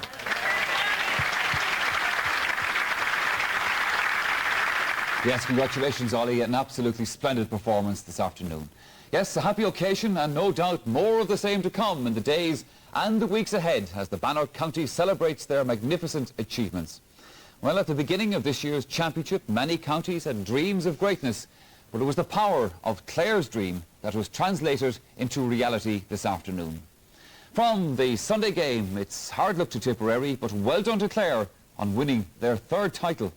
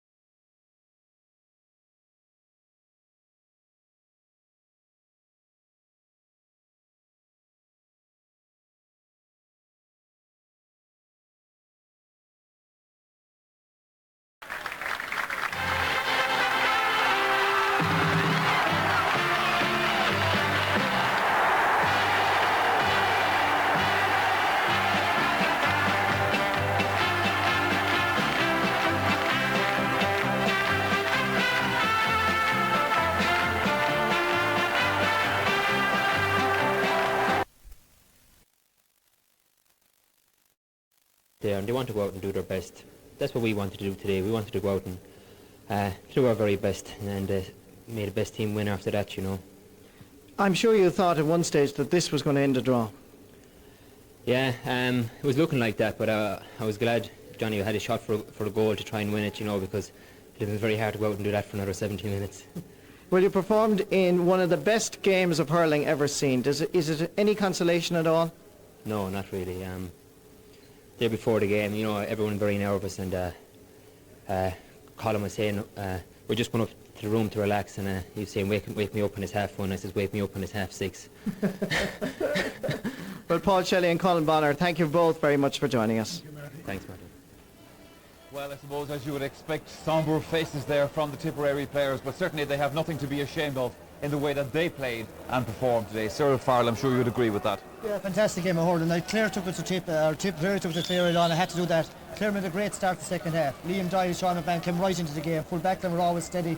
Ollie Baker, Colin Lynch. Lynch has been the find of the season, really. The find is Ollie Baker was back to himself, probably the best game he ever played. And up front they started knocking over, and eventually James came right into it. And again, they're always talking about their attack, but they knocked over 20 points against today. You know, at one stage it looked like there was going to be a draw. Here's Johnny Leahy, lovely cross ball. He's one of the goals, and this is debatable whether he was in the square or not. But Liam Calvin, he just caught the edge of the square, turned and kicked. I think it was a great goal. He was just on the edge of the square and went up for it. And to me, he wasn't in the square. Another long one coming in here. This Tommy Dunn had a right good game as well. Dropped this actually hit the crossbar, came back out and there, back of the net. Eugene O'Neill, very much like young Taft from Clare the last day, and this put Tipperary into the driving seat.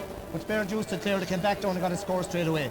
Well, see, the thing about this, Tomas, is like Tipperary got all the breaks that you could ask for when they needed them, like 2 goals, and yet Clare managed to steady themselves and come back again. Yeah, I think the crucial thing was the second goal that they got. Clare came down the field straight after and got a point. But the introduction in the second half of David Ford, he had an excellent second half. He got 2 brilliant points, and him coming into the game shook up a lot of the other Clare forwards, and they actually done the good thing of adding to his tally when he came on, because he was a tremendous asset when he came on. James O'Connell, we talked about him at half-time. He was having a relatively quiet game. In the end, he scored 12 points from play and from frees, and the winning point, of course. We'll have a look at that in a second. We're just talking about David Ford. This was another one of his scores. Yes, and as I said, that's the strength in Clare's team, their panel. I mean, to say that PJ O'Connell would be taken off today, and Fergie too, and 2 substitutes come into play, and the contribution that David Ford makes at the end, it was immense, and that is the strength that they have in their panel. They were able to bring guys off the bench that did the business. And just to come back to Jamesy, as I was saying, those 7 points that he scored, and that winning point, and what a point that was. It was a tremendous score, and I mean, he was quiet, I have no doubt about it. Here we see it, and this is what he does best, off his left hand on the run. And obviously at the end of the day, Tipperary had no answer to that. It was a great winning point for Clare. You have to feel sorry for Tipperary, and maybe for John Leahy at the end. You know, I mean, he had a chance for goal and went for it, and unfortunately it was blocked. Cyril, David Fitzgerald has pulled off magnificent saves for Clare in the championship up to this date. By golly, he did it again today. Yeah, pound for pound. This John takes a great shot here, but he actually hits the ground very near him. And Davy is alert, dives and tips it out for, like it's tipped out, actually goes out for a 65 after this. But like if that went into the net, there's no doubt about it, Tipperary would win it. But Davy, like pound for pound, he's probably the smallest goalkeeper in the game, but never takes his eye off the ball. This actually goes across him here, just gets down, goes right across, blocks on his right hand side, and not only does he block, but parries it away as well, and it's cleared. If that went in, Michael, I have no doubt the Tip would have won the game. John, a lot of people say he didn't go for the point, but good forwards really. He went for broke, went to win All Ireland, and he came up Davy on form. So they can thank Davy and Clare tonight. Well, Cyril, watching that particular move through the binoculars up the field, I mean, he was right in front of the goal. He had to go for his goal chance, and it looked like he couldn't possibly miss. Fitzgerald really got down on it. Yeah, well, Davy's the top goalie, but like, to be fair to John Lee, he took him very quick. Like he had a look at him, had time. He may have hit the ball too near himself. It takes the sting out of the ball. He did it off the ground, which probably is the right thing to do. If it's stuck in the net, he's the hero. You'll have plenty saying tonight, oh, John, why'd you tap it over the bar? But good players will go for broke. It's an All Ireland final, and if he did tap it over the bar, of course, it'd be a draw. Davy will be a hero in Clare tonight. Like, and he's a very popular character anyway. This is going to even make him more popular again. Tomas Mulcahy, they have taken 2 All-Ireland titles in 3 years. They're entitled to call themselves a great team now. I've no doubt about it, and I mean, they'll probably talk about last year's one as well, right, that got away from them, but on back of a minor win today and their senior team, I mean, Clare, they're on top of the pile. They've set the standards. They're a team that everybody has to catch up and to try and beat at this stage, and you have to give them credit. I mean, on the day, they didn't play fantastic hurling to me on the day, the way they are capable of playing, but at the end of the day, they knuckled down. They came back out in the second half and they started very well. And that was a crucial part for me. They got 3 points without reply just after half-time. Brought them back into the game slowly, and we've seen them finish very, very strongly. We were talking about them a couple of weeks ago that they finished very, very poorly. Today, when it mattered most, they finished very, very strong. And a word, Cyril, about Tipperary. After the Munster final, they reckoned they were a better team than that. They knew they were going to have to be to continue in the championship, and they were a better team today. You'd have to give credit to them. Like after the Munster final, they fell down, and in Tipperary there was a kind of a low feeling that this team weren't good enough. And Lynn and the boys got together, made 4 or 5 personnel changes, and got their act together. Played Dublin league game, Lynn played down the championship, and went on to win the, to get back into the All-Ireland final again, beating Wexford here. And like that Tip team today lost nothing. I know they've lost in All-Ireland and they'll feel very down and out, but they haven't lost anything in the honour of Tipperary hurling. They played their hearts out, got goals as Tomas said at the right time. Other days they win for them, like, and there's still a lot of hurling left in them lads, even though they will be very sad tonight, because it's a fact of life at this level, like the winner takes it all, and like there's a terrible difference between a winning dressing room and a losing dressing room. You know, Sarah, what it's like to have taken Galway to 2 All-Ireland titles at the close of the 80s. Can this Clare team motivate themselves one more time now? Is this an era that we're seeing topped here? Yeah, I think they're going to go for well, I was going to say 3 in a row, but 3 in 4 years. There's no doubt about that. They're in a lot depending on the Munster draw, but like they have a fairly settled side. I think they unsettled them at the start today, as Tomas saying. They did a lot of switching up front that didn't work. They unsettled them, but yet they won. And they have lads coming off the bench. Today, like Colin Lynch came of age. Baker was back to himself. Young Ford comes on and gets 2 or 3 points in play, like, and then James does the job. They have that kind of, they have the 19 or 20 players now, and they've worked hard on them, like. And with Mike Mack and them around, like, okay, they'll celebrate during the winter. He'll have them buckling down again, and if the draw comes nice for them, like, they're going to be there or thereabouts. As Tomas said earlier on, they feel they should have won last year, so like they've won 2 out of 3, and I don't think it's right to let it pass. Kevin Kendi and his men, it's an historic occasion, like, that they've won their first minor title. 2 All-Irelands going to Clare, unbelievable. That's absolutely brilliant. Cyril Farr, Tomas Mackay, thank you very much for joining us here on the programme. And on that note, we leave it from Croke Park, and again we've seen a fantastic All-Ireland hurling final, but we do so with an invitation for you to join us later on tonight on the Sunday game, when we'll be reviewing that match, showing you the highlights again, further analysis of the game, and of course naming our man of the match from this year's All-Ireland hurling final. So congratulations to Clare and senior and in minor from all of us at Croke Park. For the moment, bye-bye.